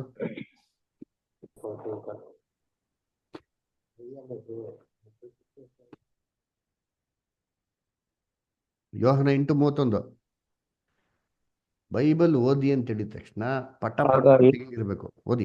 ಓದ್ಲಾ ಬ್ರದರ್? ಓದ್ರಿ. ಆಗ ಯೇಸು ತನ್ನನ್ನು ನಂಬಿದ ಯೆಹೂದ್ಯರಿಗೆ, ನೀವು ನನ್ನ ವಾಕ್ಯದಲ್ಲಿ ನೆಲೆಗೊಂಡಿರುವುದಾದರೆ ನಿಜವಾಗಿ ನನ್ನ ಶಿಷ್ಯರಾಗಿದ್ದು ಸತ್ಯವನ್ನು ತಿಳಿದುಕೊಳ್ಳುವಿರಿ. ನೋಡ್ರ, ನೀವು ನನ್ನ ವಾಕ್ಯದಲ್ಲಿ ನೆಲೆಗೊಂಡರಾಗಿದ್ರೆ ನಿಜವಾಗಿ ಏನಾಗಿರ್ತೀರಾ? ನನ್ನ ಶಿಷ್ಯನಾಗಿ. ಯಾವಾಗ ನಿಜವಾದ ಶಿಷ್ಯನಾಗೋದು? ವಾಕ್ಯದಲ್ಲಿ ನೆಲೆಗೊಂಡಿದ್ರೆ. ವಾಕ್ಯದಲ್ಲಿ ನೆಲೆಗೊಂಡ್ರು. ವಾಕ್ಯನೇ ಗೊತ್ತಿಲ್ಲ ಅಂತಂದ್ರೆ ನಾನೇನೋ ಇಮ್ಯಾಜಿನೇಷನ್ ಮಾಡ್ಕೊಡ್ತೀನಿ, ನಾನೇನೋ ಕಲ್ಪನೆಗಳು ಮಾಡ್ಕೊಡ್ತೀನಿ. ಅವೆಲ್ಲ ಸತ್ಯ ತಿಳ್ಕೊಂಬಿಟ್ರೆ, ನೀವು ತಿಳ್ಕೊಂಬಿಟ್ರೆ ಸತ್ಯ ಆಗ್ಬಿಡ್ತದ? ನಾನು ತಿಳ್ಕೊಂಬಿಟ್ರೆ ಸತ್ಯ ಆಗ್ಬಿಡ್ತಾರ? ಇಲ್ಲ ರೀ, ಸತ್ಯವೇದಿರೋದು ಸತ್ಯ ರೀ. ನಿನ್ನ ವಾಕ್ಯವೇ ಸತ್ಯವೋ ಹೇಳ್ತಾರ ಇಲ್ವಾ? ನನ್ನ ಮಾತು ಸತ್ಯ ಅಲ್ಲ, ನಿಮ್ಮ ಮಾತು ಸತ್ಯ ಅಲ್ಲ ರೀ, ವಾಕ್ಯ ಸತ್ಯ ರೀ. ವಾಕ್ಯ ಇದೆಯಾ ನಂಬ್ರಿ ಅಲ್ವರ? ಅದರಿಂದ ದಯವಿಟ್ಟು ಹೇಳ್ತೀನಿ, ಟೇಕ್ ಇಟ್ ವೆರಿ ಸೀರಿಯಸ್ಲಿ ಆಯ್ತಾ. ಪ್ಲೀಸ್, ಇದು ಜಾಸ್ತಿ ದಿನ ಇರಲ್ಲ, ಕರೆಕ್ಟಾಗಿ ಏನೋ ಇನ್ನೊಂದು 6 ತಿಂಗಳಿದ್ರೆ ಇರ್ಬೋದ್ರಿ. ದಯವಿಟ್ಟು ವಾರಕ್ಕೆ ಒಂದಿನ ಏನೇ ಕೆಲಸ ಇರಲಿ, ಎಲ್ಲೇ ಇರಲಿ, ಆನ್ಲೈನ್ ಮೊಬೈಲ್ ಎಲ್ಲ ಕಡೆ ಸಿಗ್ತಾರೆ. ಇವತ್ತು ಎಲ್ಲೂ ಸಿಕ್ಕಂಗಿಲ್ಲ, ಏರೋಪ್ಲೇನಲ್ಲೇ ಸಿಗ್ತಾರೆ ಇಂಟರ್ನೆಟ್. ಇವತ್ತು ಹಂಗೆ ಮಾಡ್ಬಿಟ್ಟಾರೆ. ಅದರ ನೀವು ಯಾವ ಟ್ರೈನು, ಊರು, ಕಾರು ಎಲ್ಲಿದ್ರೂ ಸರಿ, ದಯವಿಟ್ಟು ಹೆಡ್ಫೋನ್ ಹಾಕ್ಕೊಂಡು ಗಮನ ಇಟ್ಟು ಸೀರಿಯಸ್ ಆಗಿ ಕೇಳ್ರಿ. ಅದರ ನಿಮ್ಮ ರಕ್ಷಣೆ ಸಂಬಂಧವಾಗಿ ವಿಚಾರ ಇದು. ಅದರ ನನಗೆ ಇದರಿಂದ ₹1 ಲಾಭ ಇಲ್ಲ ರೀ. ನನಗೇನು ಯಾರು ದುಡ್ಡು ಕೊಡೋದಿಲ್ಲ, ನಿಮ್ಮ ಹತ್ರ ₹1 ದುಡ್ಡು ಇಸ್ಕೊಳೋದು ನಂಗೆ ಯಾರು ಬೇಡ. ನನಗೇನು ಲಾಭ ಆಗಲ್ಲ ಇದರಿಂದ, ಆಯ್ತರ. ನಿಮಗೆ ಪ್ರಯೋಜನ ಆಗೋ ಥರ ನಿಮ್ಮ ರಕ್ಷಣೆ ಸಾಧಿಸ್ಕೊಳ್ಳೋಕ್ಕೆ ಪ್ರಯತ್ನ ಮಾಡಿ. ಅದರ ನಾವೆಲ್ಲ ಕ್ರಿಸ್ತನ ಹಿಂದೆ ಹೆಜ್ಜೆಯಲ್ಲಿ ನಡೆದು ನಾವು ಪರಲೋಕ ರಕ್ಷಣೆಗೆ ಹೋಗ್ಬೇಕು ಅಂತಂದರೆ ಕ್ರಿಸ್ತನ ಮಾತಿಗೆ ವಿಧೇಯನಾದ್ರೇ ನಮ್ಮನ್ನ ದೇವರು ಕಾಪಾಡೋದು. ಚೆನ್ನಾಗಿ ಅರ್ಥ ಇಟ್ಕೊಳ್ಳಿ, ಓಕೆನಾ? Thank you, God bless. Next week ಕರೆಕ್ಟಾಗಿ ಬನ್ನಿ. ಕೊನೆಗೆ ಪ್ರಾರ್ಥನೆ ಮಾಡಿ ಮುಕ್ತಾಯ ಮಾಡೋಣ. ಕೊನೆಗೆ ಪ್ರಾರ್ಥನೆ ಮಾಡುವಂತೆ ನಮ್ಮ ನಡುವೆ ಗೋಪಾಲ ಬ್ರದರ್ ಪ್ರೇಯರ್ ಮಾಡ್ತೀರಾ? ಮಾಡ್ತೀನಿ ಬ್ರದರ್.